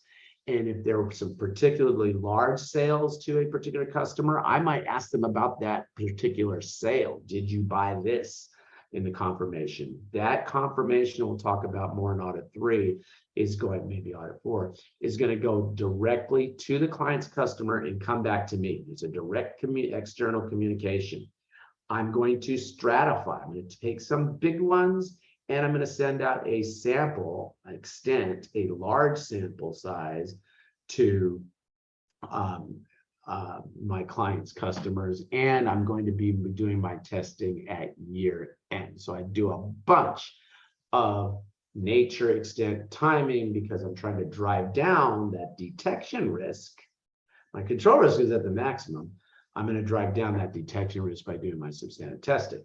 Okay, now you go to the second, and these are mutually exclusive, and it's still the same accounts, same potential misstatement, but now all of those control techniques that management has put in place to respond to the risk, and they have a sales manager who follows up with customer to confirm satisfaction of goods. Now to the customer, and notice we got to control achieving 2 objectives, operating objective, but also reliability and financial reporting objective, right? And they're following up and they're saying, did you like this thing you bought? And the person, oh, no, what? I never, what? Huh? Uh-oh, that sale did not occur. And the company is finding that out and fixing that, right? Okay. And then what they do is when they make the call, they go ahead and they enter that on a call log and they sign off on that. And then the internal audit staff follows up on a random number of calls as well. And so we've got additional board of directors insight into what's going on, and they file any reports based on their findings. So I've got the control environment working in here now, and I'm sitting there saying, okay, I have assessed the risk of material misstatement at low here because what? We've got really nice controls in place. The design looks good. I did a walkthrough and the staff seemed to know what they were doing. I participated in a few of the calls with the internal audit staff. So I did my walkthrough. It's been implemented. I took I looked at some of those internal audit reports, talked to the board of directors about any concerns that they had about it. They're in there. I basically have seen that it's been implemented. I like the design, it's been implemented. Now I can go in my testing phase, I will test the controls. So I take a sample of those call logs and I see the sign off on the call log, etc.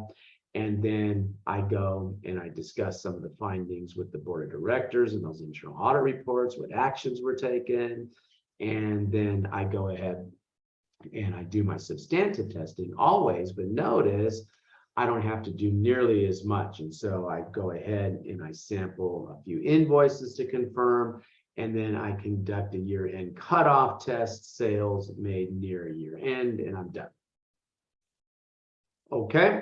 All right. So that's why I kind of, bristle a little bit at just calling out through a mnemonic a bunch of control procedures, because you have to know how to apply them to assertions.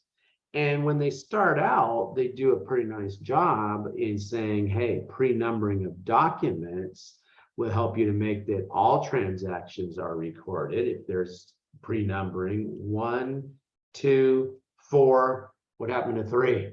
Helps you with the completeness assertion.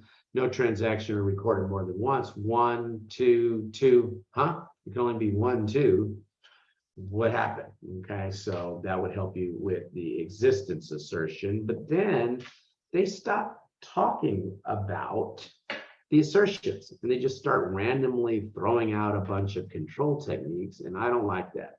Okay, now I'm going to help you to fill in the little mnemonic here, which is paid tips, but I'm not particularly interested in just, reading through a bunch of control steps, when the reality is you should be getting a feel for how the control steps help you with the assertion.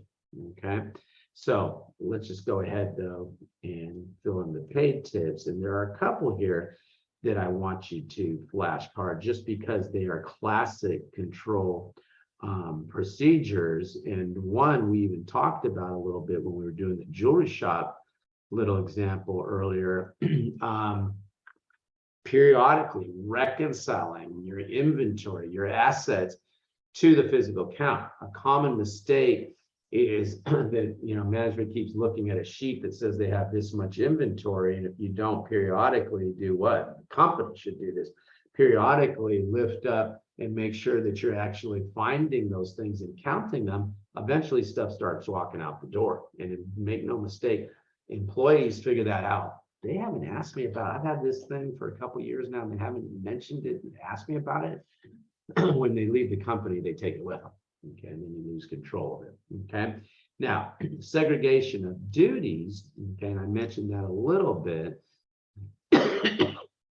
in the example for that sales little matrix thing that we were looking at. But segregation of duties, we are segregating the authorization from a transaction from the record keeping and the actual custody of the related asset. So when we get into A4, we will be talking about various departments in an entity and what the responsibility of those departments are.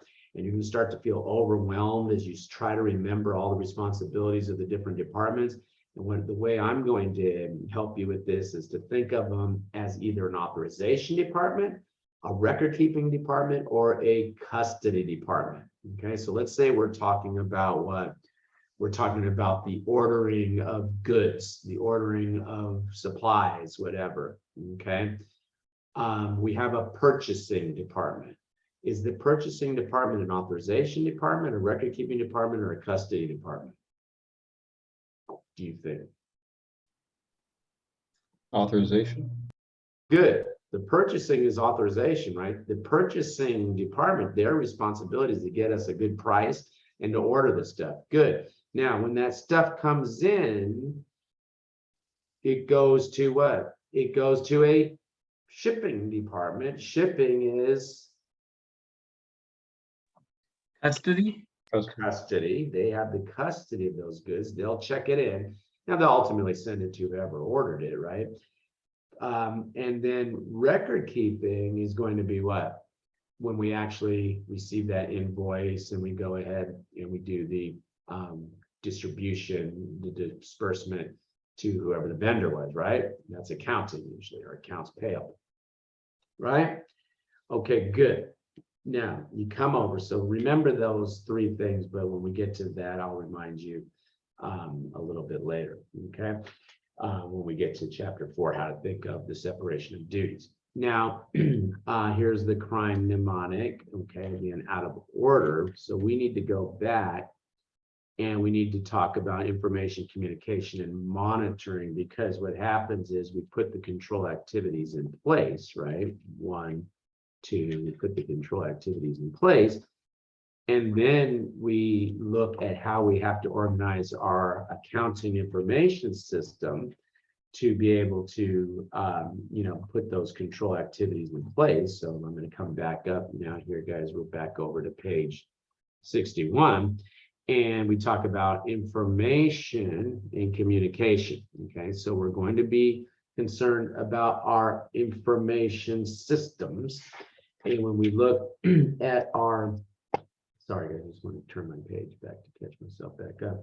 Our information systems, we're looking and we're putting the appropriate controls in place through the process of initiating, authorizing, right, recording, processing, and reporting transactions and events, okay? So in our accounting information system, okay, the accounting information system, both electronic and manual, would make sure that the accounting records and supporting information and specific amounts involved in initiating, authorizing, and processing transactions in a manner that is consistent with the appropriate control activities. Okay. Now, that's sort of the machine part of it, but the people part of it is going to be what?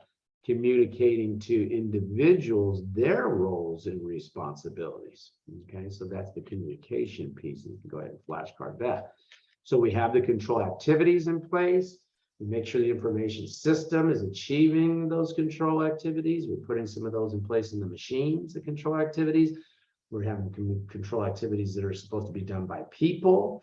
We communicate their responsibilities. The sales manager, you're the one that every month has to call up on so many sales, whatever.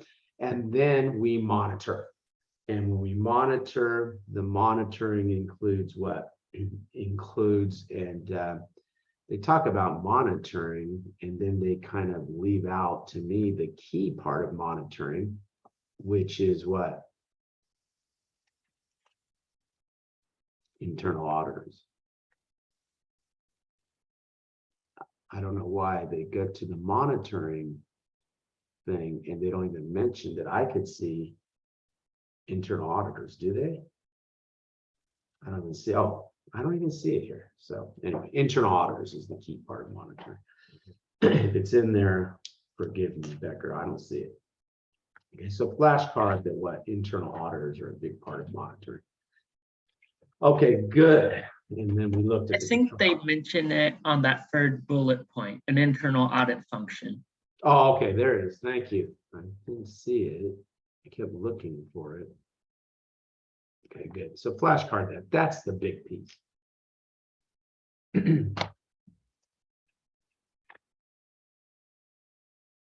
Fix that.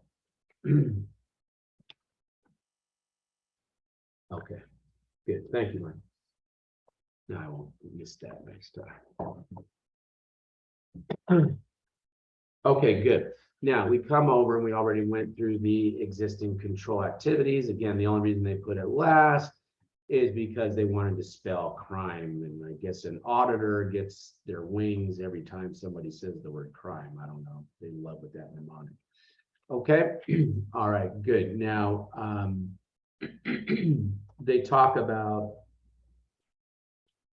the acceptable internal control framework, and the one everybody uses, guys, and the AICPA came up with their own, but everybody uses the COSO framework. If you pick up any, I don't know about any company, there might be some that use something as someone else, but almost every public company's audit report that I read, they report on internal control, they say that they use the COSO.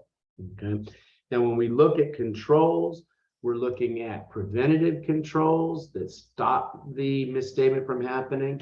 We look at detective controls that allow management to detect a misstatement that has already happened. So preventive controls stop the misstatement. Detective controls help find the misstatement. Okay. And when the auditor looks at this, we evaluate what? The design and the implementation. Now the book is starting to catch up with us that we've already said that during the obtaining the understanding phase, we look at the 5 components and see if they are having good design and implementation. Design means, is it even capable of preventing or detecting, correcting the material misstatement? Implementation, okay, means that the control has been implemented. In other words, it exists and it is actually being used.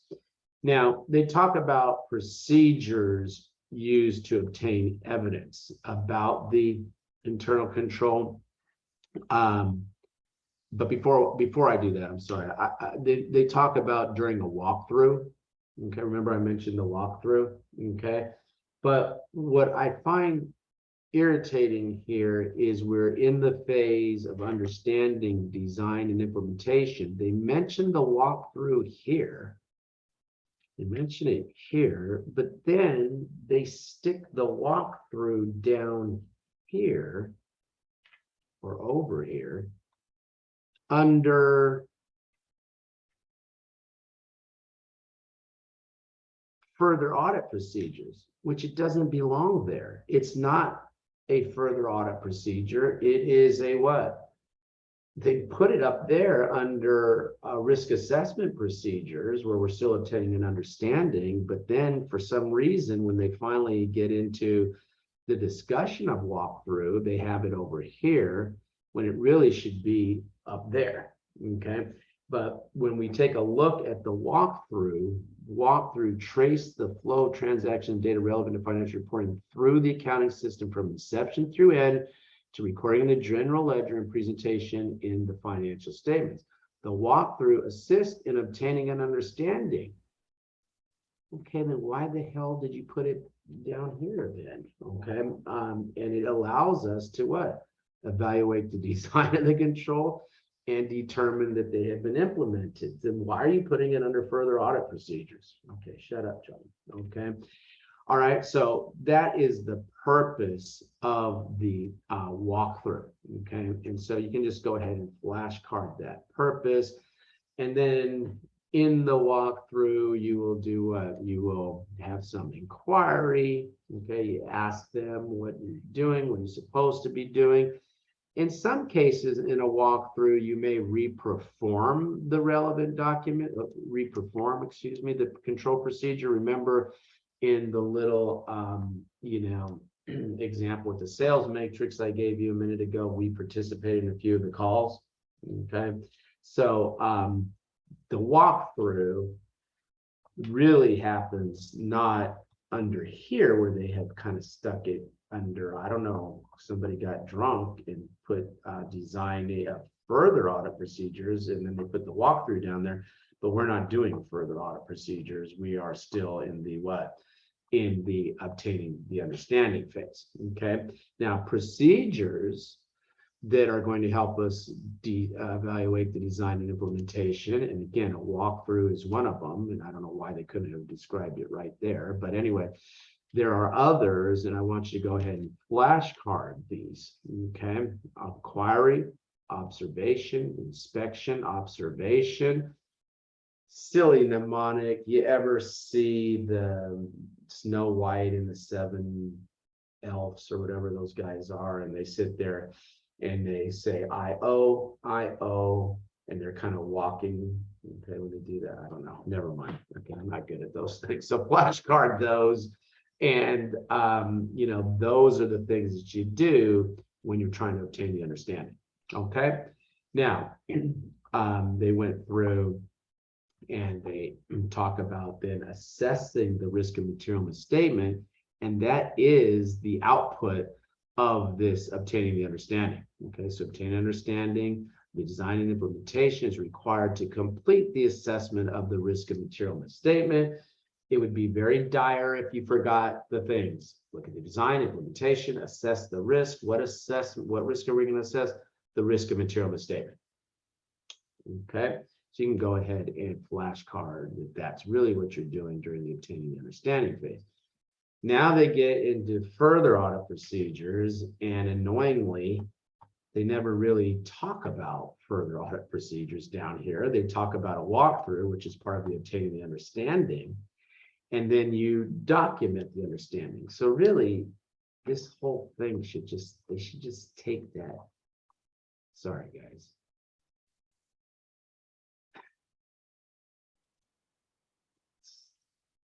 Take this off. I don't even know what the hell. This is not what they're talking about here. Okay, because we do a walkthrough. Okay, and then we do what? And then we go and we document our understanding. So remember, we said it is required that we must document our understanding. Okay, now there are various ways that we are allowed to document that understanding. And they give us a nice little mnemonic here that you can flashcard. Some entities will flowchart it. Some will do internal questionnaires. Some will do narrative. Sometimes you can get documentation from the client. Okay. A flowchart is a diagrammatic representation of the sequential flow of authority processes, et cetera. And I think if you've gotten this far, guys, you understand what a flow chart does. But in a flow charting of the internal control, the key highlights of that flow chart are where the controls are, right? And how they're going to help to achieve the control objectives, okay? Now, a system flow chart looks at the origins of documents, the entire system. Program flow charts the logic of a computer program, okay? And we have these flow charting symbols down here. This, to me, guys, looks a little antiquated for flow charting systems. I mean, tape file, really? Does anybody still have those? I get maybe the federal government. But you know, maybe the federal government is still using floppy disk. So this is a little antiquated, but in case they cough up some old exam question where they're asking you to describe what different pieces of a flow chart mean, have this as a flashcard to do a quick visual review of what the different flow charting symbols mean. But I really think they probably should update this, okay? But just taking a look, internal control questionnaire, yes is good, no is bad, okay? No means that there's a possible weakness in the internal control, and you can use that as a means of documenting. And I'm not going to even have you flashcard that because that's not flashcard. That's so obvious, right? And then narratives are written descriptions of a flow chart, written version of a flow chart, but a flow chart's more appropriate for a complex system. For some reason, GAO had the policy that we use the written narratives. And one time I got an assignment and the team before had written up the internal control, and it was 300, a narrative, and it was 350 pages. I mean, come on, I'm not reading this thing. You know, is there some way I can use it as a reference document? No, you have to read it to obtain the understanding. I'm not reading 350 pages. Okay, so if you have a control discussion, so if you have, you know, some sort of, you know, really, really complex system, you're probably better off using a flow chart.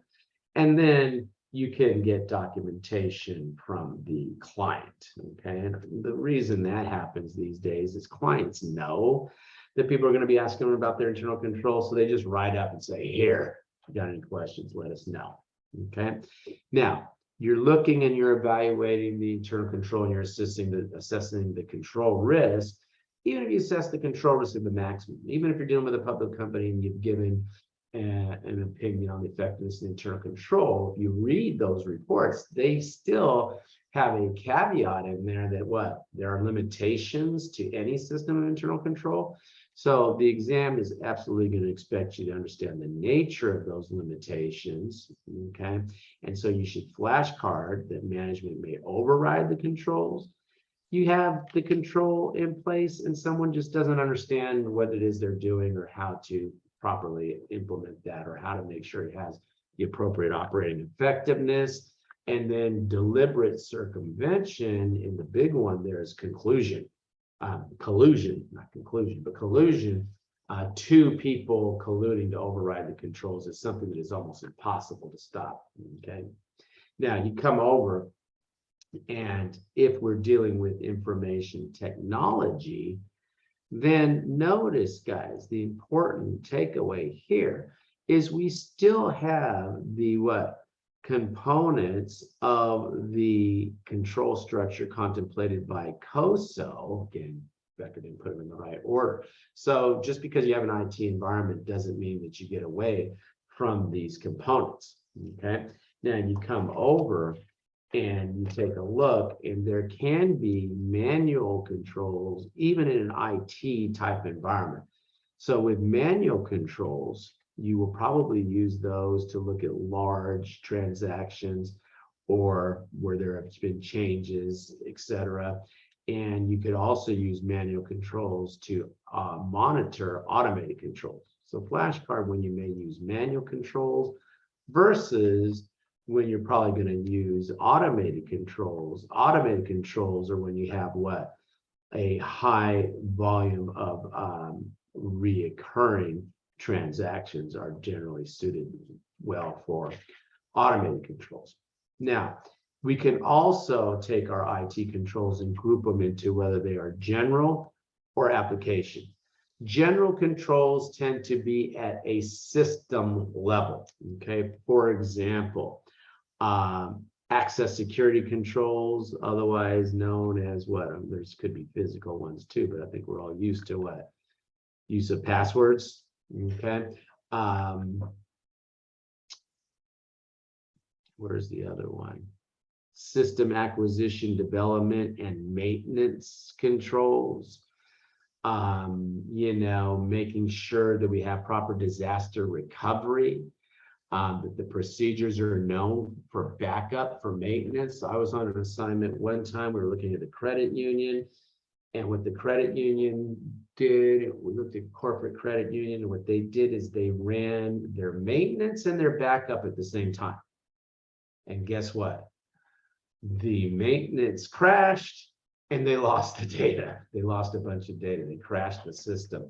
And so, the procedure would be back up and then run your maintenance, right? But somebody was trying to shortcut. So understanding those kinds of things would be important, right? So that's at a high level, general controls. Okay, you can even put in those are high level. Okay, relate to many applications in support of effective functioning, proper operation. Okay. Now, you come over and you can flashcard the nature of the general controls. And you might provide a couple of examples that we're talking about here. Disaster recovery is another one. Okay, now, IT applications controls relate to individual transactions, and they are going to be controls that are over a particular. For example, controls, automated edit checks of input data. For example, for my payroll application, you can even put down here, payroll might be an example of an application. Okay, or you can put it here, I guess, like payroll is a particular application. And in the payroll, I may sit there and say, no payroll check over $10,000 should be processed because the highest paid person in the company only makes $10,000. And there should only be no more than 5 of these for a pay period that are up above a certain amount, or maybe stratify that in there somehow. Okay, so that would be an example of an application control. Okay, now guys, I don't think you've gotten this far if you don't know in this world what are some benefits to IT, use of IT. Okay, enhanced risk, the controls will be reduction of risk, I should say. The controls will be circumvented, segregation of duties. Computers don't order stereos for themselves and take them home. Okay, these sort of things. Okay, so you can flashcard those are pretty self-explanatory. Versus IT risks, and I'm going to ask you to flashcard these. And if there's a system wide problem, then it's going to affect every single transaction, right? Authorized access to data, because we can log in remotely, okay? Inappropriate manual intervention, potential loss of data. Okay, I'm not going to read off all of these, but I want you to flashcard the risks versus the rewards versus the benefits, because again, CPA exam loves to set up questions like that. And don't forget, for my BEC students, and when you get to BEC exam, don't forget that you could be asked to talk about risk benefits in an essay on the BEC exam, and they might ask you about IT things, even though we're talking about it here in the audit course. Okay, all right, good. Been a while since we looked at some questions, so let's stretch our muscles and see what we've figured out so far. Maybe we're going to flex our muscle.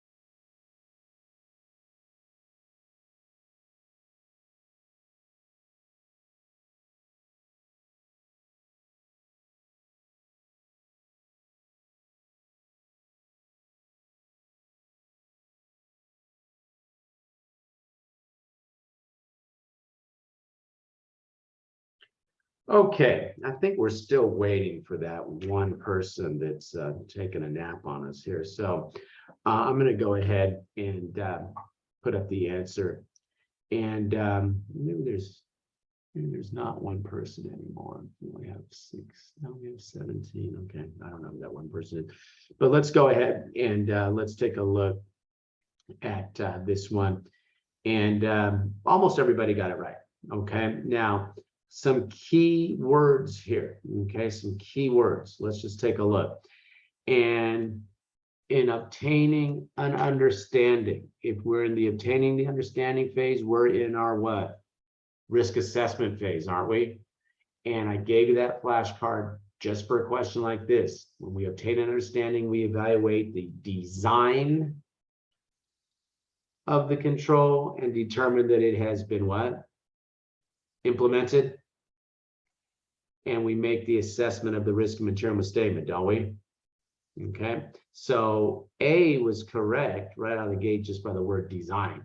That's what we're doing in the obtaining the understanding phase, the what? Risk assessment phase. Now, B, knowledge about the effectiveness of the controls that have been placed in operation.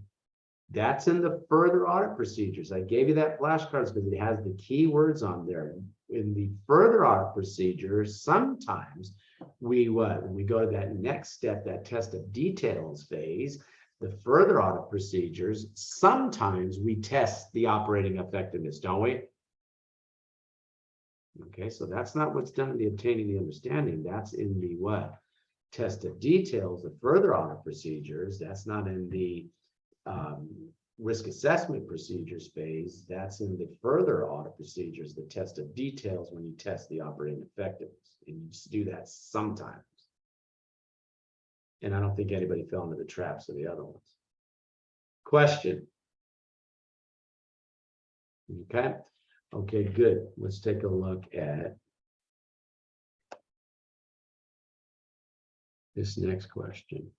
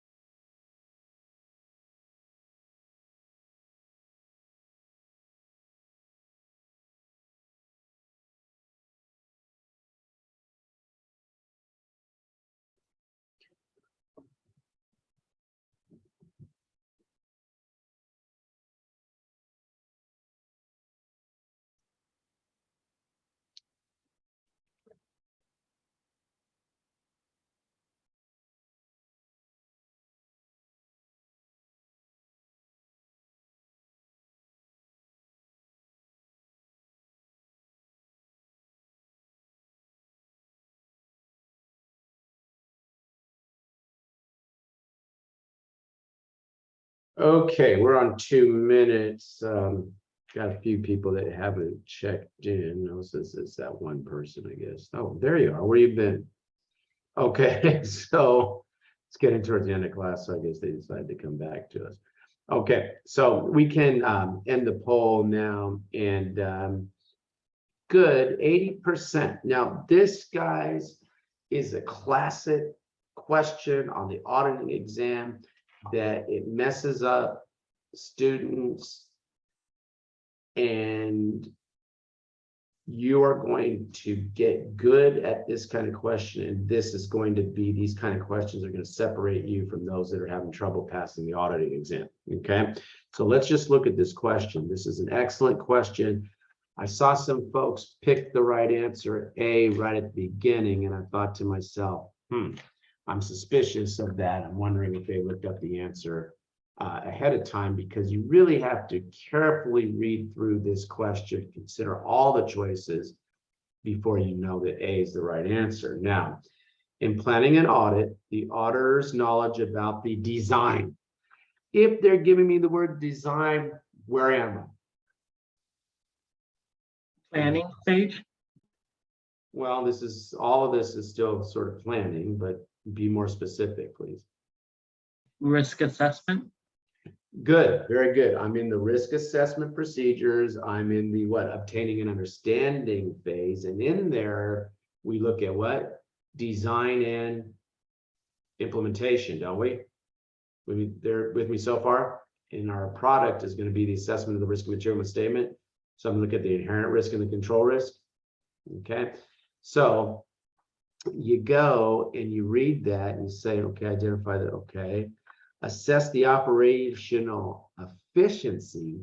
First off, there is no operational efficiency. There's an operational effectiveness assessment, but that would be done in the further audit procedures. So B is wrong for two reasons.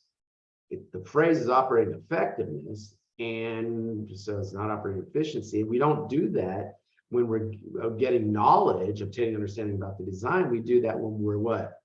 Testing the operating effectiveness, which is in the further audit procedure, in the test of details phase.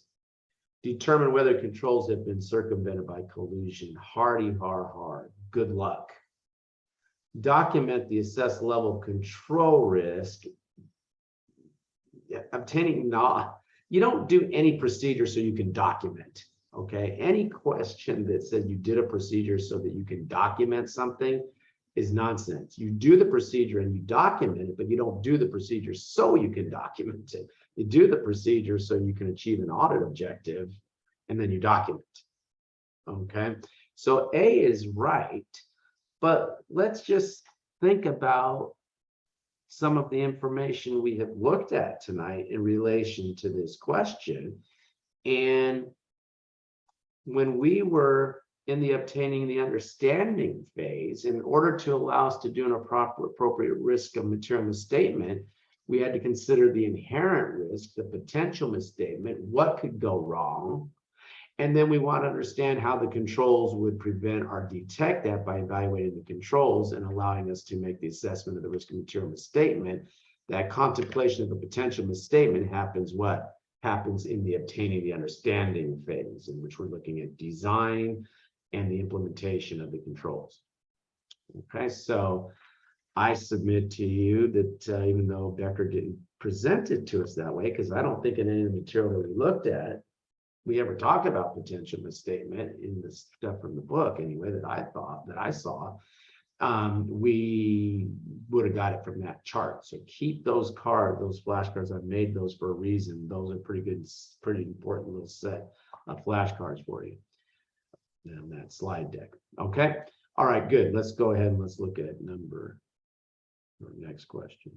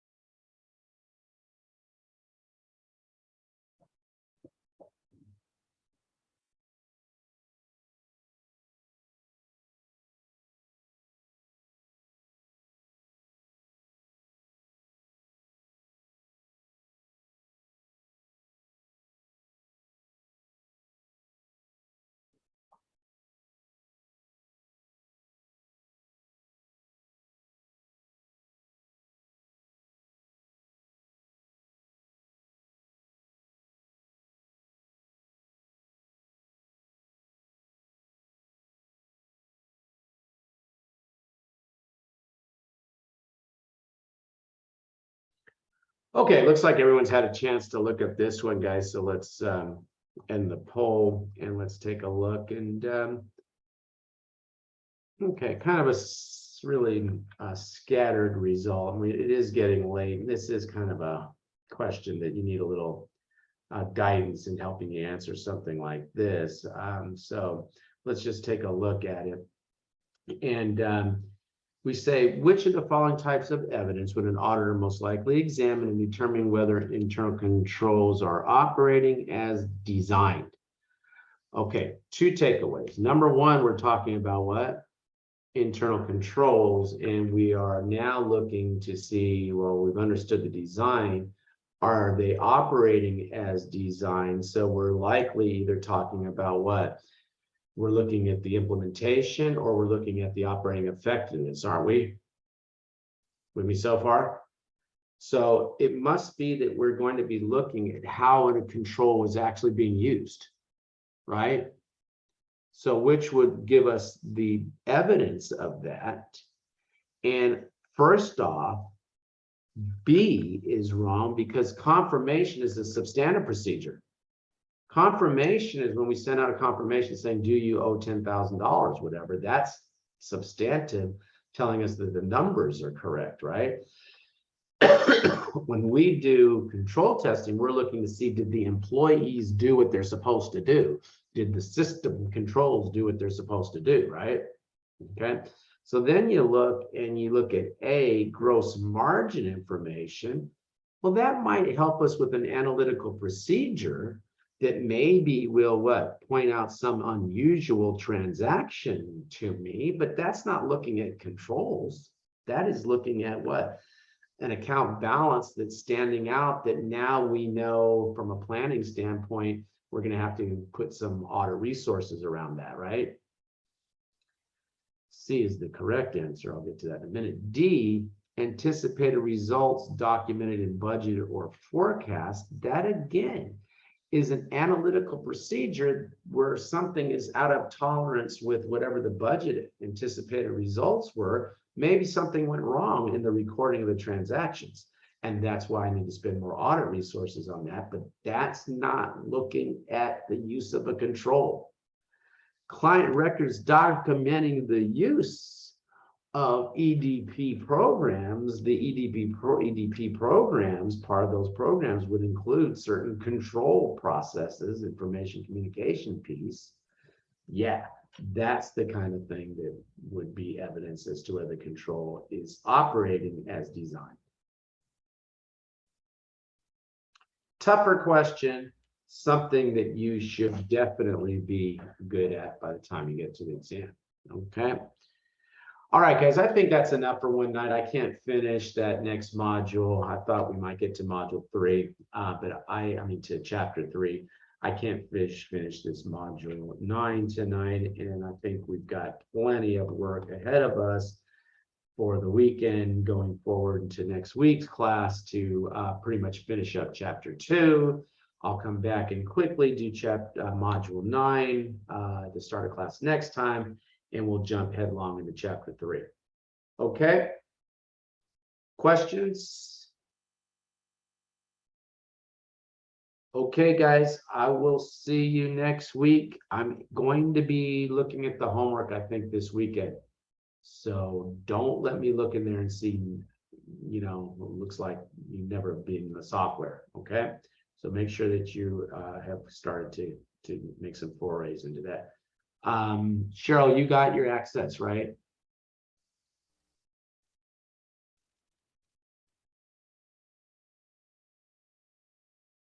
Cheryl?